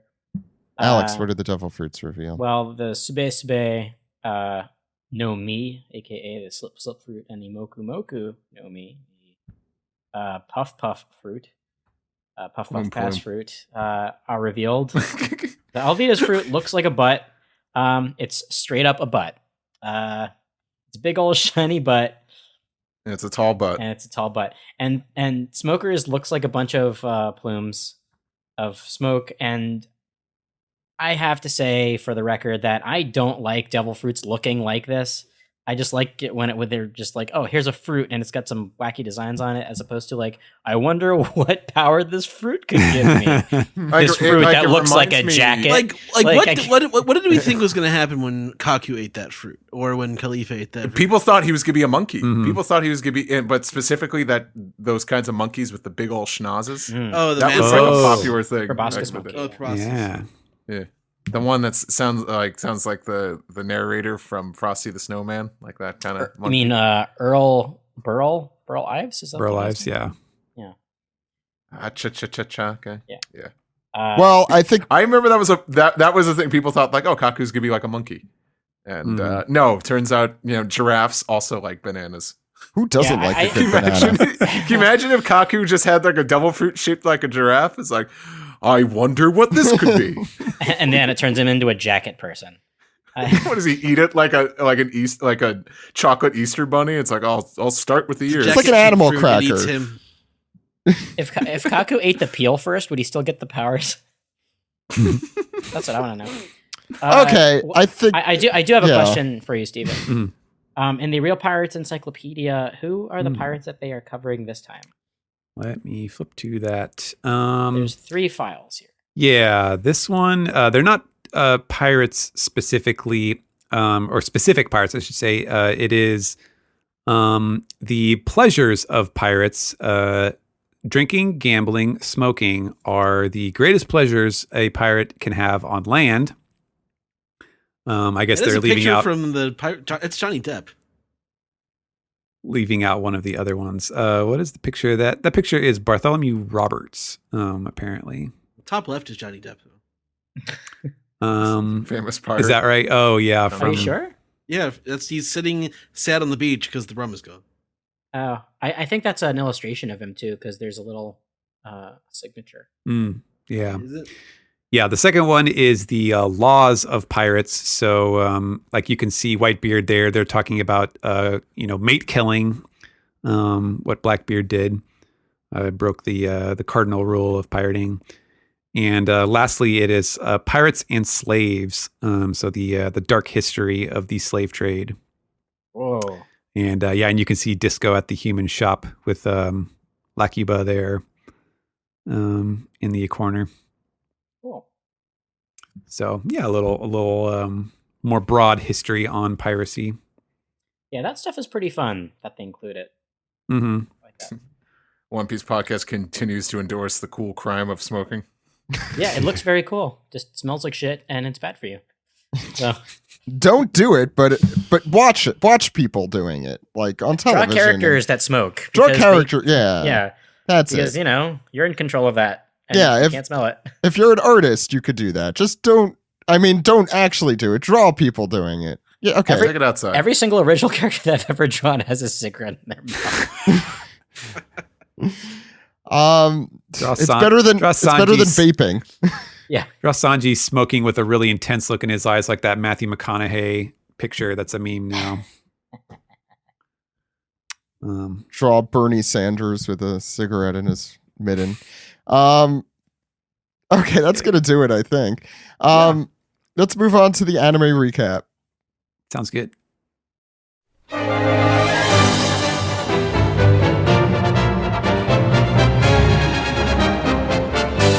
This is the double anime recap for episode 958 and 959. I'm your host Sam, and today with me we have, as always, Mr. Ed. Thank you. It's actually, it feels like a few weeks since I've been on an anime recap because it hasn't been one, and I wasn't on one. So it's nice to be back. Yeah, you've been skipping out on us.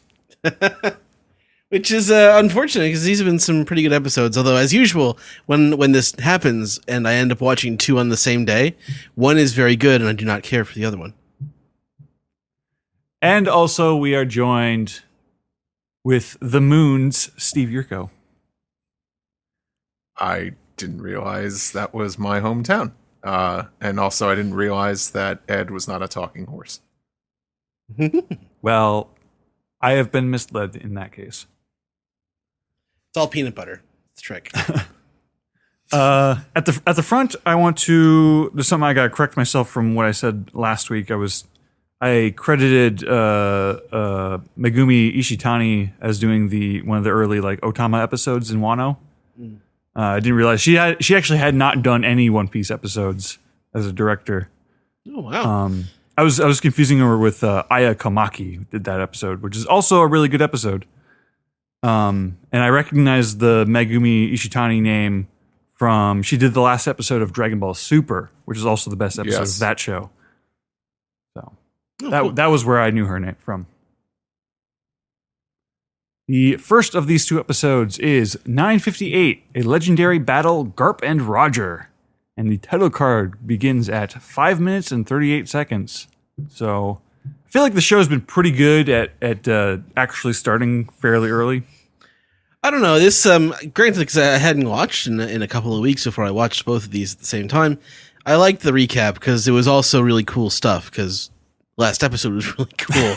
So I don't mind seeing that stuff again. So a longer recap I felt was called for here because I hadn't watched in a couple of weeks. Did you watch the episode before this one, the big one? Oh, yeah. I watched it then. Okay. But then I just waited to watch both these at the same time. I usually have a better experience with the anime when I watch more than one at a time. I feel like your pattern is you really enjoy it when you watch 3 in a row. You don't so much enjoy it when you watch 2 in a row. That's me watching through these latest Dressrosa episodes on Funimation. It's like, the 3 of these together kind of make one episode. There's a through I'm actually gonna start a rewatch of. I was gonna start from the beginning of season 10 because I haven't watched my discs yet. Yeah, I haven't gotten to. I haven't watched like any of the Punk Hazard stuff yet. So we begin with new Navy headquarters. We got the Sabaody type bubbles. Did they ever explain that? Like why this place is like Sabaody with the bubbles? Because it's because they moved, right? But they moved to the new world. Yeah. Yes. So it I don't know why. not there. Yeah. Now I see what you're saying. Yeah. I guess it's just this. I guess bubbles can exist in multiple places in the world. Yeah. Well, I mean, Sabaody is a kind of tree, so that could be anywhere. True. But so new Navy headquarters. We have a brief scene of Akainu kind of sternly chewing Fujitora out because he was the one who brought the whole Seven Warlords abolitionment idea to the table, and it's like I hope the powers higher than Akainu decided that yes, we will go with this idea. And it's implied, but it's not said that they're holding out for pacifistas to basically replace the power of the Seven Warlords in they've been battle. implying that the SSG, the Special Science Group, has some sort of new technology in the works that's going to replace the Seven Warlords. We don't exactly know what that is yet. Yeah.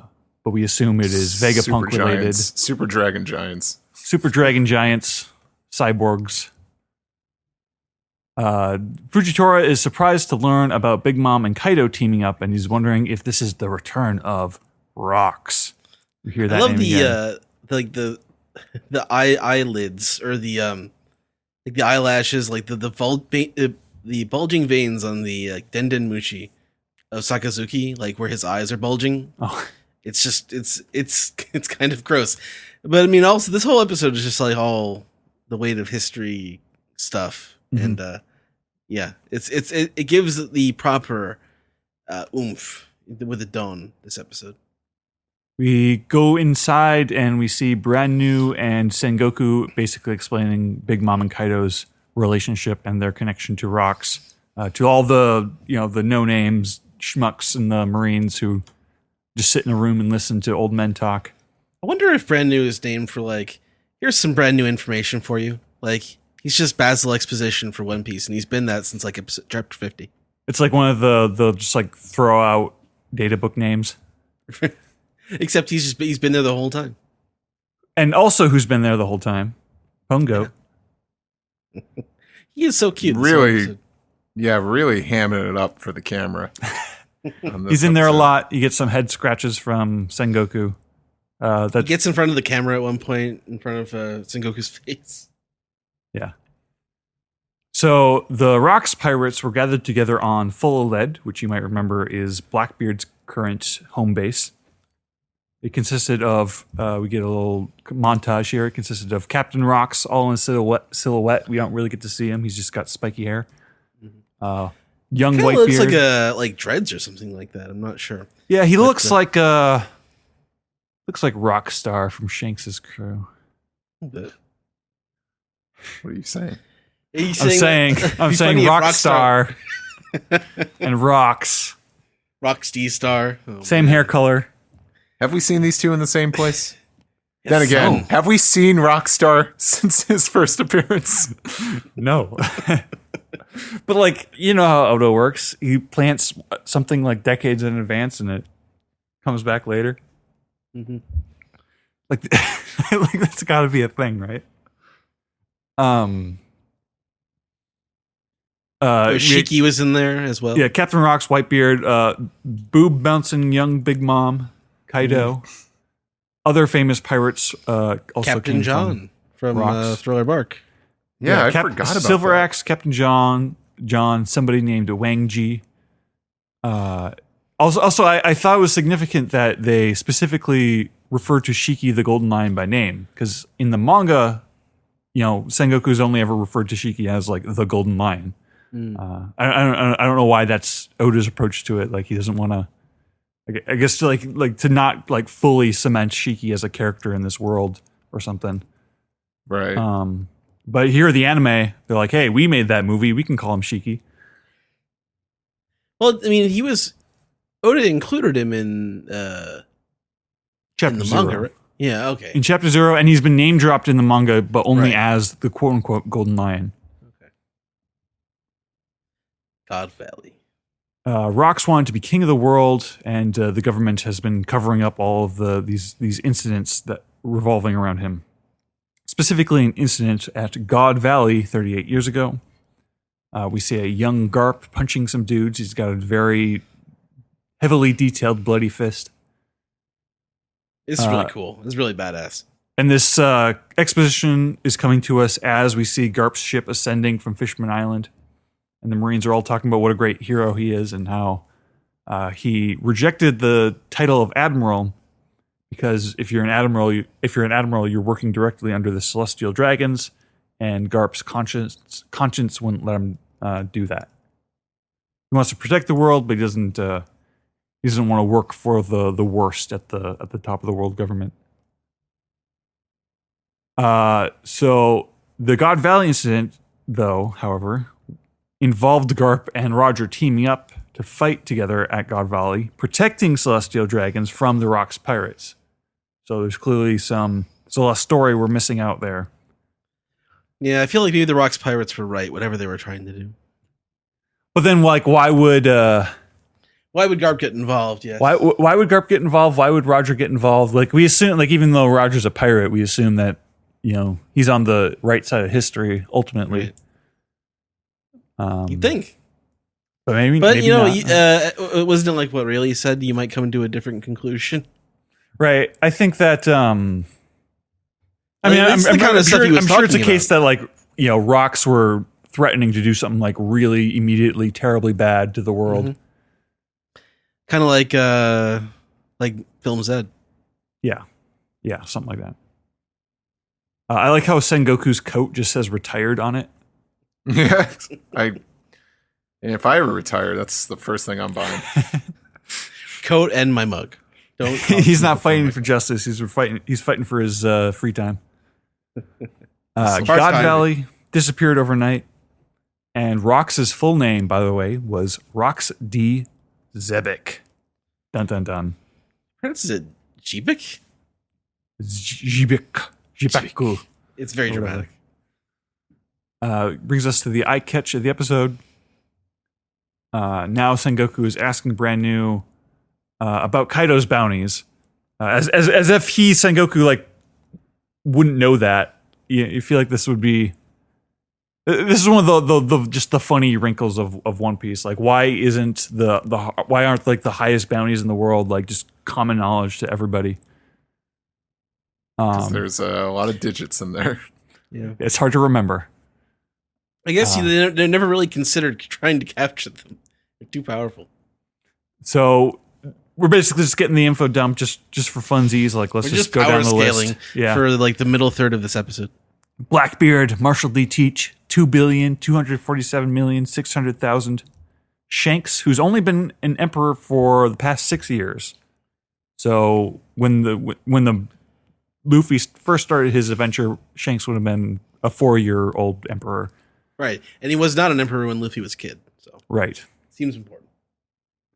Captain of the Big Mom Pirates, Charlotte Linlin, 4 billion. Or Shanks' bounty is, by the way, 4,048,900,000. Because I know you guys are champing at the bit to know. Linlin. The term. Linlin is 4,488,000,000. Kaido is 4,611,100,000. And I thought it was funny how they like pulled a projector screen down to like show each of these bounties, and then they put the projector screen back up, and they're like, "Oh yeah, by the way, we still got 2 more bounties to talk about," and they just put the posters Also, on the wall. This is the first time I could recall seeing how a transponder snail projector works. It's just literally just brand in one new. eye and out the other. Yeah, well, holding a wanted poster in front of the eye of the snail. And then that's funny. It's way less sophisticated than I thought it would be. We get some bounties for some dead guys. Whitebeard, Edward Newgate, his bounty was 5,046,000,000. And Gold Roger, the king of the pirates, was 5,564,800,000. No pirates in history have ever reached this height. They specifically mentioned pirates, so who knows what Dragon's up to. It's impressive given the inflation rate. Sakazuki waltzes in. He's like, I don't want to get involved in none of this Wano bullshit. Well, we don't have the resources. I mean, Sakazuki is like, hey, son, I wonder, is this like some sort of like dig at his like, at sword or whatever? Does Sakazuki know about that? Yeah, we don't know. Like, yeah, we're not getting involved, Sengoku, no matter what your little spies say. But Sengoku, reminds Sakazuki, like, hey, there was a pirate from Wano who was favored by Roger, Whitebeard, and Shanks. Overtaken starts playing, it's super cool. And he's asking, why do all these big-time pirates always get involved in Wano? Isn't that kind of significant to you? And want to go back to Jakku? Yeah. It's what I've been saying from the beginning. It's like, Wano is the Mary Sue of countries in the One Piece world. It's the coolest, most important country. Everyone has to go there. And the final shot of the episode is it's like circling around Roger's ship back in the day, zooming in on Roger's smile. To be continued. The next episode is 959, The Rendezvous Port. The Land of Wano Act 3 begins. And it opens with 25 years ago on Roger's ship. So the end of the last episode, beginning of this episode, they connect. We've got drunk Roger partying up with his crew. Odin's Mr. Silhouette, and everyone's kind of looking at him like, hey, Odin, yeah, come over here, let's party.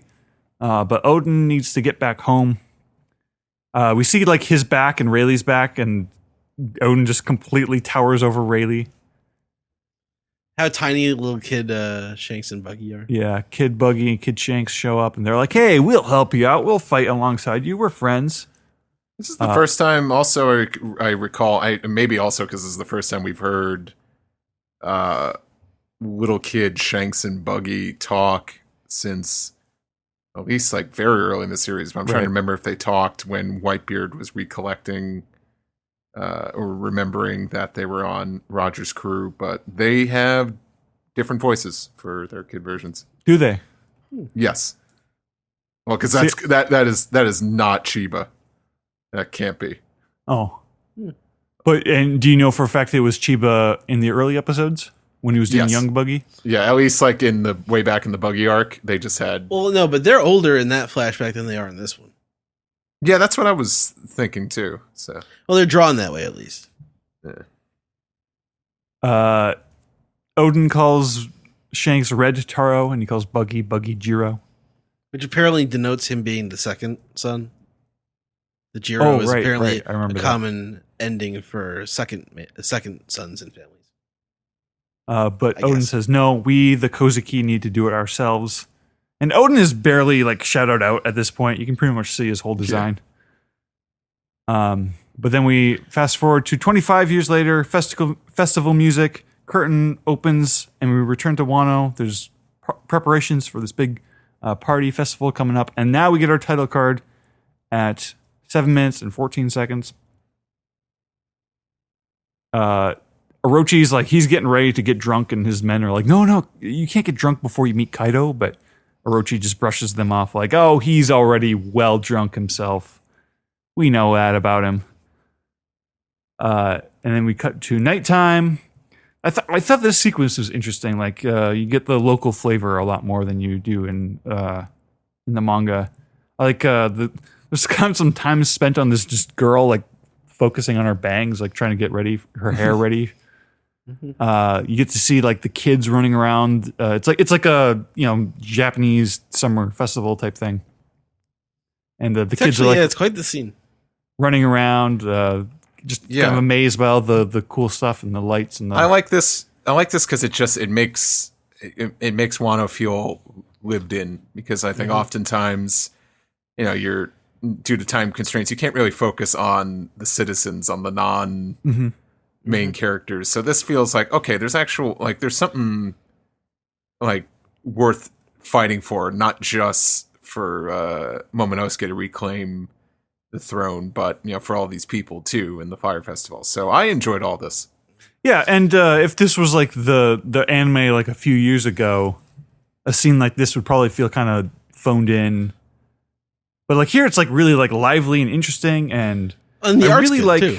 Like the art looks cool. Yeah, exactly. Like they're just regular citizens. They're not like crazy design, but it's just like, oh yeah, this is just like the One Piece art style kind of distilled perfectly. I love, and I was thinking about this with the episode before, or the big episode we reviewed a couple weeks ago, where I like seeing just like regular civilian like children just kind of like running around and being amazed by everything. Like that's the kind of thing that you don't have enough time for in the manga, and or when you do, it's like with the Gotamas and the Otokos and whatnot. But here it's just like some kids and they're just having fun, and just, it builds they just seem tension like normal kids. Shit's about to go down, and all these people are just having normal people problems, and they just want to live a normal life, but it's all about to come crashing down. The same woman who was messing with her bangs is. She's now out partying and getting. No, this is a different woman. I think you do see the bangs woman later, but there is one woman who's like drinking and looking up at the sky, like, oh, what a beautiful sky! Looks like there's gonna be a clear full moon tonight. Spate. Yeah. We come to Tokage Port, and it is not a pretty sight. It's desaturated. The rain is black. The Akazayan 9 are they've come to the port ready to head to Onigashima, but it looks like the port was attacked. Now they have no way there, and it's just the how many of them are there right now? Like 5 or 6 or 7 people. I get what they're going for here, and I do feel the despair of like this moment. But on the other hand, this plot has always been way too complicated, and it just like keeps going back and forth. Like we have the plan. Oh no, the plan is ruined. Oh no, but it's been saved at the last second. Oh no, now it's been ruined again. Oh, can we just get to Onigashima and fight now? Let's all meet at the port at, let's all say 7:00, so we're there at 7:30. Yeah, and it's just it's a weird way to lead into the Odin flashback. Oh, yeah, just like leaving us on a cliffhanger for what's probably going to be at least. It's 20 an extremely episodes. complicated plot point, and then you just forget about it for 20 chapters or whatever. Kinemon is pleading for help, and Chutamaru's like, we've been abandoned even by heaven. We come to the eye catch. We flash back to 2 days ago, where we're seeing more of the preparations again. Just like a lot of like jumping back and forth in time, like a little more than we need. The Yakuza are ready. Frankie and the Carpenters are ready. The Straw Hats have this plan to head to Amigasa Village and get the Sunny and sail her all the way back to the port when on the day of. Hitetsu is lending the crew some boxes of samurai armor, and Luffy is amazed and excited. And we get the classic Luffy, Brook, and Chopper doing their pose as samurai. You see, our friend of the show, Henry Thurlow, tweeted about that suit of armor. Yeah. Yeah. This is a nice scene. You can't do that. You can't have this for a full episode. Like, right. If I had to key animate this, I just walk into the river. Yeah, the extremely detailed samurai armor. You thought drawing Cell over and over again was a pain in the ass. Wait till you gotta draw this shit. Robin thinks they look like bugs, like beetles, because of the helmets. And Sanji is giving Zoro shit, and he's like, "Oh, you should put on some armor. You need it because your bounty is so low." And Zoro cuts another chunk of the cliff off with his sword, and he and Sanji bicker like they always do. Sanji's getting too petty here. Like Zoro's bounty's gonna shoot up at the end of this arc. He's letting it go to his head. Yeah. They talk about how it's winter at the front of Onigashima, but the minks should be fine because they got their fur, and Nami is getting excited about the Sulong. She's remembering Sulong Carrot, and then Wanda, Carrot, and Nami all Garchu at the same time, just like rubbing their cheeks against each other. Girls' night. Luffy looks at sea with a pensive look on his face. He doesn't have that look very often. He's thinking about Jimbei. He's wondering where Jimbei is. We flash back to their parting words at Whole Cake Island, where Luffy's saying, like, "Hey, come to Wano. We'll be waiting for you. Don't die no matter what." I like the position that Zoro's put in here, sort of being the one to actually have to calm Luffy down for once. And he's kind of, he's the kind of person that Luffy would take him seriously. He would listen to him. Yeah. We have the people of Ebisu discovering a bunch of gold left behind for them. They assume it was Ushimitsu Kozo. Not sure how the timeline works out there. That's another one of those. Like I'm still not even sure if we're supposed to think that Yasu was like the sole Ushimitsu Kozo, if there's multiple people or what. So we come to Okobore Town. Hold'em's trying to investigate stolen food from the rich people farms. Otsuru was like, "Oh, I she's trying to create a distraction, basically. Like, oh, I can lead you to, who did it." But then, like, all the townspeople stand up, like, "Oh no, it was us. We ate it. I am Spartacus." And then we come back to the end of the episode where Kinemon and company, they're trying to figure out what happened. They're like they're wondering if they should have this raid on another day, but no, it has to be tonight. It has to be today. And then we cut to Orochi. He's now at Onigashima, surrounded by Animal Kingdom babes and laughing. And the narrator is like, the narrator says an incident had already taken place the night before. Basically, something that we, the audience, don't know about happened the night before. Orochi caught wind of the plan and proactively destroyed the Oxai and Nine's chances of making the raid happen. To be continued. General thoughts on these two episodes, you guys?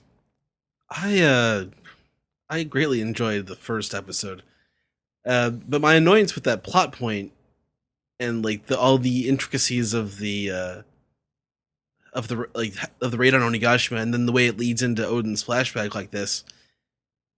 I don't know. I just find myself getting annoyed with it, but I do like the emotion, especially from Kinemon when he's giving his speech of we came from 20 years in the past, and just feeling the emotion of that. I think, as I said, the weight of history moments in the first episode were and the hints of what's to come with the end game. I think 958 had a tough act to follow with 957. Yeah. and it's hard to judge it on that. But it's kind of 958 was like, all right, this is how I would normally expect an adaptation to go. It's pretty straight from the manga, like redrawing of the ominous silhouettes. It's like it's still a fine exposition dump episode, but it doesn't quite have the artistic liberties that 957 did. So I kind of wasn't as enthused. I wasn't as into it. Then again, it's like when those manga chapters came out, I liked 956 way more than I liked 957. But then the second episode looked great. I said I really like the fluff with the fire festival. Mm-hmm. That was fun. And I think my problem with the episode, and I think this is just the way the manga chapter is too, is just tonally it's all over the place because you cut to the shore with Akazaya 9, but then we go back to a flashback where it's still Luffy and the Straw Hats all planning things out. So it's kind of like, I almost feel like we should have seen that before the Akazaya 9 were at the shore. And then we go into this flashback. And then there's Otsuru. As well, yeah. It's I feel like that's what you end an episode on, not what you have in the middle. But I think I still enjoyed 959 a little bit more than 957, but they're not terrible episodes. So no. I'm excited to get into this flashback though. Yeah. I thought 958 was like really noticeably like flat in execution. And that is partly because it had 957 to follow up, but and also had that big segment in the middle where they're just talking about bounties, like just flatly delivering bounties. But I can it's like I get it. Like it's not an episode that needs like a lot of dazzle. But like I feel like we should ease back into a more like standard quality episode. Yeah. Rather than just like that, like just harsh, because it feels like a completely different show.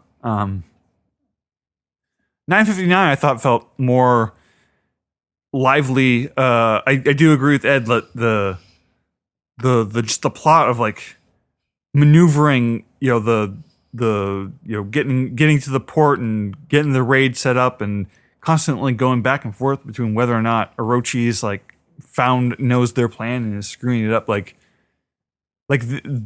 We've looped in on that story beat like a few too many times, and it's just it's a weird thing to like leave the show off on before the flashback. But I 959 is more like that's kind of what I want. Like that's more there's more of the interesting direction, more of the interesting adaptation choices, even if the material is a little goofy. I think that's about everything I have to say. Do you have any final comments you want to get in here, guys, before we move on to the next segment? I'm fine with that. All right, let's move on. All right, let's do it.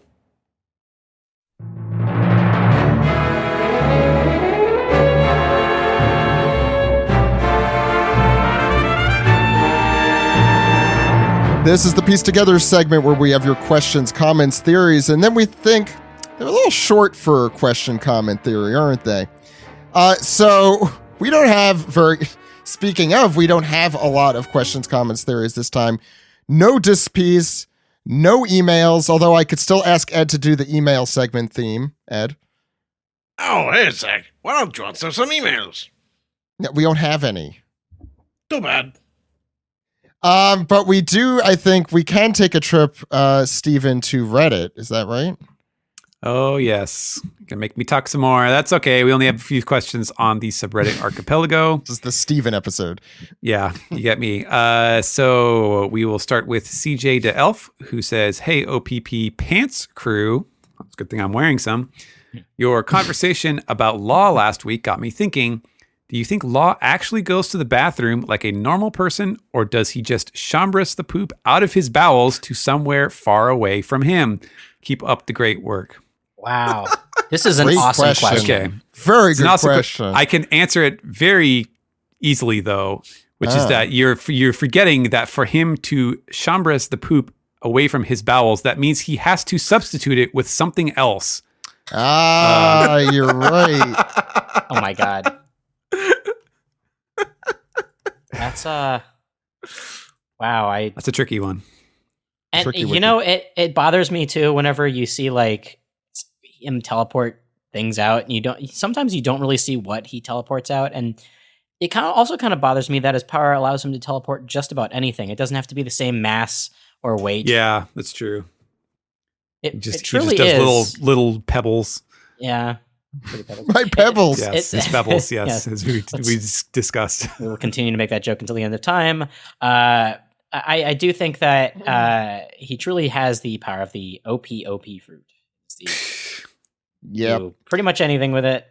But I'm We glad named that Oda our gave him a stamina meter, because otherwise I'd be like, come on. And well, let's not forget sugar, because I never knew that once a toy is made, someone's memory gets wiped. Yeah, that's one of the Wow, reasons I love this new Figure Art Zero Sanji figure, and I know I did a podcast with somebody, but I can't remember who.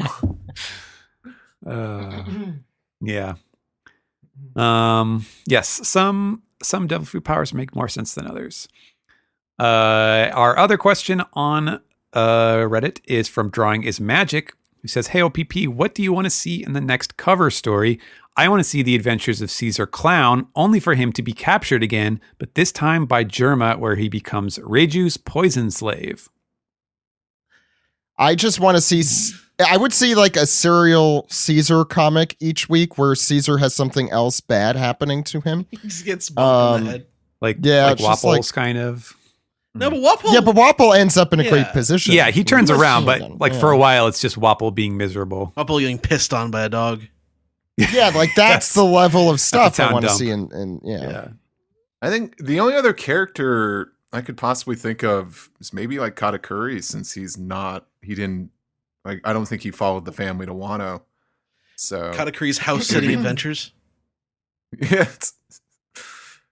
it's Katakuri's nice relaxing Sunday. Yeah, let Katakuri rest a little bit. Eat some donuts. Is that it for Reddit? That's it for Reddit. I don't think we have anything. My voice is gone, but I don't think we have anything for Piece the Tweet, do we, Ed? No, I checked. Last thing was talking about Mr. Old Lettuce Lips getting cut. Yeah, from the which look, we could talk about that again, but so I think we're gonna round off without having Ed yell anything. Oh Which my god, has that ever happened? No. Oh, he's drowning too. It's not good. Congratulations, It's like- people on Twitter. You killed Ed. Like Sonic the Hedgehog. Okay, let's round off.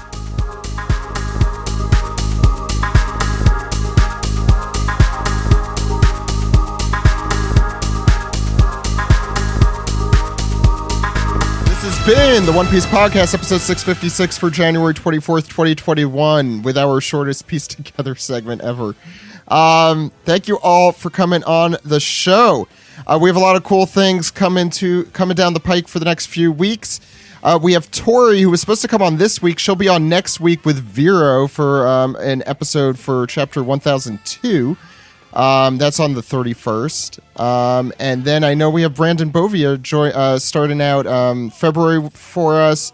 Abby Denton joins us for our Valentine's Day episode of the One Piece Podcast, which comes out, I think, after Valentine's Day. So if you were going to surprise your the love of your life with a new episode of the One Piece Podcast, I hate to tell you, it'll come out after. But there's a lot more coming down the pike for you guys on the One Piece Podcast. Do not worry. Steven, though, where could people find you? You can find me on Twitter at Translatosaurus. And you can see I am down. I've lost all of my other Shonen Jump materials. Platinum End is ended. Our Blood Oath has dried up. And only One Piece is left. And it's going to keep on going for a while yet. But you can read One Piece on most weeks in Shonen Jump and Manga Plus. So One Piece is supposed to continue. This is some big, big news we're making here. Alex, where could people find you? Find me at dude exclamation, all one word. You can also listen to me on Toho Yaro, a Japanese film club podcast that I do with Joyboy and B. Check out our Youth of the Beast episode. Please watch Youth of the Beast, which you can watch on Criterion Channel and possibly Amazon if you rent it. And then listen to the episode. It's great. David Carter is our guest. It was very fun to do. Also, check out Weeb Simpsons, my shitpost account, and twitch.tv/Super Art Fight. This coming Saturday, Season 2 begins. And the second appearance of my new Art Fight character. So please take a gander, take a listen. 8 o'clock, Saturdays, the next month. Steve. You could follow me on social media like Twitter and Instagram. Steve Yurko is my name. It's my username. And I started like a fun little new social media project where... I forgot to mention that at the top. I'm going to be doing a lot of drawing. I'm calling it the One Piece Character Collection. And I'm not going to be drawing every single One Piece character, but I am going to be drawing most of them. So which are you going to leave out, Steve? I think that's the question. Just the ones that I don't like. Okay, so Dellinger is off the table. No, like I'm like practically Mr. like Anime. any like relevant and named. Well, I can't even say named anymore because Everyone is named. Yeah. WT 100. Everyone has a name now. Yeah. You could thank Steven for that. I'll reveal my hand this much. If they have a Vivre card, they're gonna get drawn. Okay. I'm looking forward to some peek at the acceptance. crotch. Well, yeah, like she only has a blurb, and also we don't know what her legs look like. She could have spider legs too, so. I'm imagining that character with spider legs, and it's fantastic. If they have a full Vivre card, I'll probably draw them. And there's some characters that don't, but I'm like, no, they're important. So. Are you gonna do 2 of some characters? Probably, because we have seen like some big changes with some of these characters. Luffy. Who? Anyway, we're gonna do trivia in a moment, but Ed, where could the good people contact us? Zach, you are Zach_Logan on Twitter. I am Edward E1PS. I'm also at Weeb Trailers. Podcast can be found at OnePiecePodcast.com, Twitter.com, YouTube.com, and Facebook.com/OnePiecePodcast. You can subscribe on Spotify, SoundCloud. Subscribe, rate, and review on Apple Podcasts, or call us on our phone number, Zach. Ed, that phone number is 347-497-MAJI. Anyone else? No? Maji? That phone number again, 347-497-6254. Call anytime. Anytime. Anybody else? Any Tim. With your questions, comments, theories, or why you think you could do a perfect impression of Big Chin Morgan. I know you can. Before we go, please check us out on patreon.com/One Piece Podcast. There's a new Forced to Watch 4 Kids on there that came out a couple weeks ago. It is a great show that Steve and Alex do. We also did our game night on Wednesday where Steve and I yelled at each other about who had the better Bernie Sanders memes. The winner is clearly Alex on that one. Ding, ding. And there's a lot more, so check all that. But we have some trivia, and we're going to do the same thing we did last week because it's fun, it's easy. We're going to do some random chapter trivia is what I'll call it. So I'll let you guys decide who wants to go first. Okay, I'm going to just shoot. Okay. I'll go first. Sure. Okay, Ed, your random number this week from 1 to 1,000 is 685. So let's pull that up right now. So chapter 685 takes place in what arc, Ed? Fishman Island? Definitely not. Punk Hazard is the answer. Yeah. We get the Oda box for this major character in this chapter. Caesar Clown. No, the answer is Momonosuke. The name of the chapter is this. My name is Wimonosuke. Yes, that is correct. That is the name of the chapter. This is a Halloween color spread this week. You can name either what's on Luffy's basket or on Zoro's bag. Whiskey it is or written in beer? English. There you go. The other one, do you know? Is it Trick or Meat? Yeah, you know what? Extra point for Ed. Okay. Last question. I love that one. It's on. I see that one every year. Yeah, that's a fun one. Let's see. One last question. This is the beginning of a fight with this antagonist. The chapter ends with a fight against this antagonist in this arc. Virgo. No, the answer is Monet. But Ed, considering you got 3 questions wrong, you got 3 points. Yeah. Which is pretty good. Not bad. Who would like to go next? I'll go.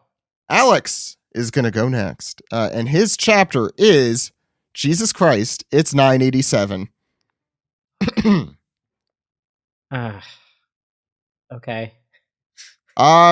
Okay, so here we go. I'm not going to ask you what arc this is, but I will I hate ask... getting the Wano ones. It's like, Why? what happened 3 months ago? Is that harder or easier? Name all 100 characters that appeared in this chapter. I think it's harder. Okay. I fucked up big time last time. I mean, you just give it to me. I don't care. All right, what part of the arc are we in? 987. Mm-hmm. Act 3. I'll give it to you. Act 3, but we're storming Onigashima now. Yes, perfect. Yeah. Okay.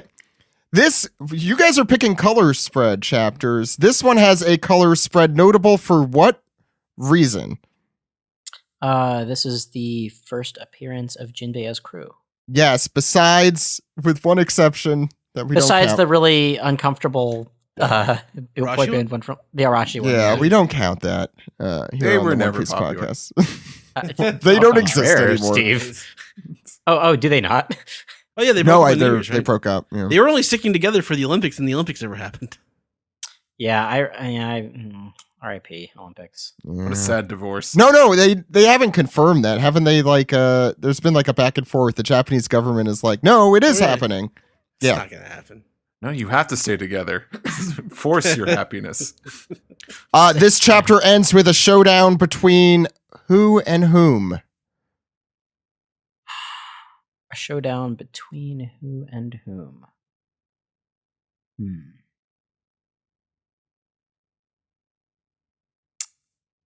I'm going to say, let's see, if this is Jinbei's first appearance as crew member in a color spread. Besides the Arashi one. Oh, sorry. Yeah.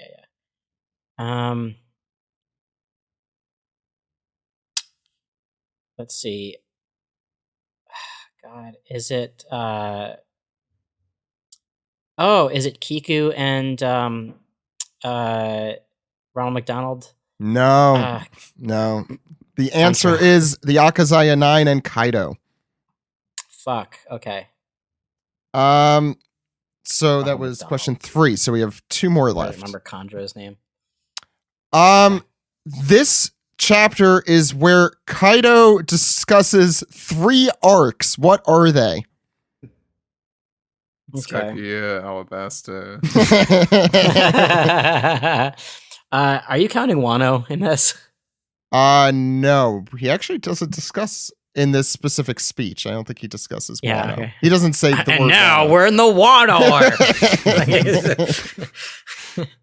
arc. Extra point. You'll get an extra point if you name it in the order he talks about it. Shit. Okay.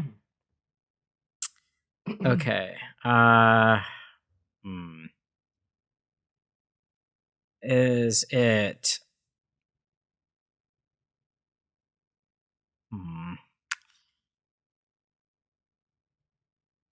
Punk Hazard, Dressrosa, Whole Cake Island? No. Ooh, so close. Punk Hazard, Dressrosa, and Zoe. And he does name it in order. Shit. Because Damn it, I was thinking Zoe. he's been but reading I'm like, chronologically. So that's Yeah. what's important. Yeah. One more question for you. Mhm. Let's see here. I need to pick up something. I need to find something worth asking a question here. And now, not to mention the whole Odin flashback. Imagining him I just subscribe to Shonen Jump so I can read the backlog. only Yamato. $1.99 a month. Yamato's in this chapter. Who is she fighting in this chapter? Or who is he fighting in this chapter? Apologies. Yes, Yamato in this chapter. God, I'm like, is this that far back? It isn't. This is 14 chapters ago, as we sit Yeah, here. yeah. I So- just okay. So we haven't gotten to this. that part I'm gonna yet. say though, this chapter doesn't feel like that long ago, even though. It doesn't, but like it's. I'm like, wow, that happened 14 chapters ago. Okay. I'm trying to remember who Yamato takes out. I know Yamato takes out somebody, but I'm trying to remember if this is before or after. I don't think she takes this person out. I'll give you that hint. They're just fighting Okay. 1-on-1 this chapter for a couple pages, I think, or like off and on. You know how these chapters are. Go Oh, back and God. forth between scenes. This sucks. I hate that I don't remember this super well. No, I didn't remember that these two fought, which is why I'm asking this seconds. question. Yeah, 5 seconds, by the way. Is it Alti? It is ulti. Good job, Alex. Yeah. Okay, so I'm gonna give Steve the next go round here. By the way, the score is tied at 3. Since Steven's been talking this whole time, I'm gonna give him a little break there. Steve, your number is 320. I don't know why Alex keeps getting the super recent ones, but here we are. What arc is this in? This is going to be Davy backfight. Yeah, that's correct. What cover story is this?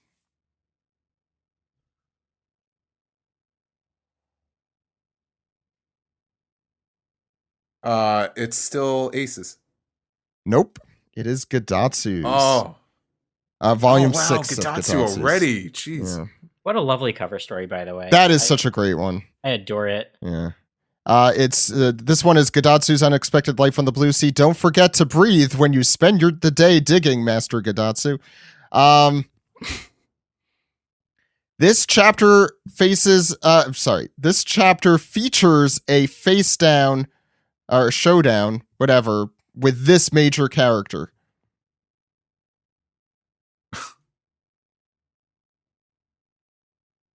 Steve. Is it Aokiji? It is Aokiji. Good job. So it's your third question. So if you get any of these, you will be in the lead. There's 2 more questions. This is the attack Robin uses against Aokiji. Oh, give me a break. Oh, literally, because she does. Oh, God. I mean, you're not wrong about that. Is it CN for clutch? I'll give it to you. It's Trenta for Trenta for clutch. clutch. Yeah, but I'll give it to you. You got the clutch was what I was looking for. Do I get like bonus points that don't count for getting it right? Yeah, you get bonus points that don't count for getting it You get right, pity Alex. Yeah. Pity point, yeah. I think there is only, I'm just double checking, but I think there is only one name technique that Aokiji uses in this chapter, or one named thing that he uses with his power. What is it?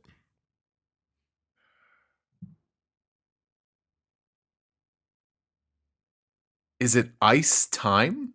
No. And I don't know. That's it. I mean, It's not What Ice was Age. the I'll give you guys all a hint if you want to try and guess it. He uses grass to make it possible. it's- Oh no, it's Ice Sword. Oh, yeah. Ice Yeah. Saber. Ice Saber. Those are the three. What is Ice The three attacks that he has during that arc are Ice Time, Ice Age, and Ice Sword. That's I it. love the way Ice he says Saber. eyes time. Ice. Well, Time. in Japanese, Yeah. it's Ice Sword, I actually like Ice Saber. I think that's a much cooler or maybe it is name. Ice Saber in Japanese. That's a very cool name, I think. I don't know. Koyasu Takehito mumbles everything. So To be whatever. fair, that's the perfect voice for that character. Yeah, Okay, he's great. Steven is last, and he gets 392. Oh, boy.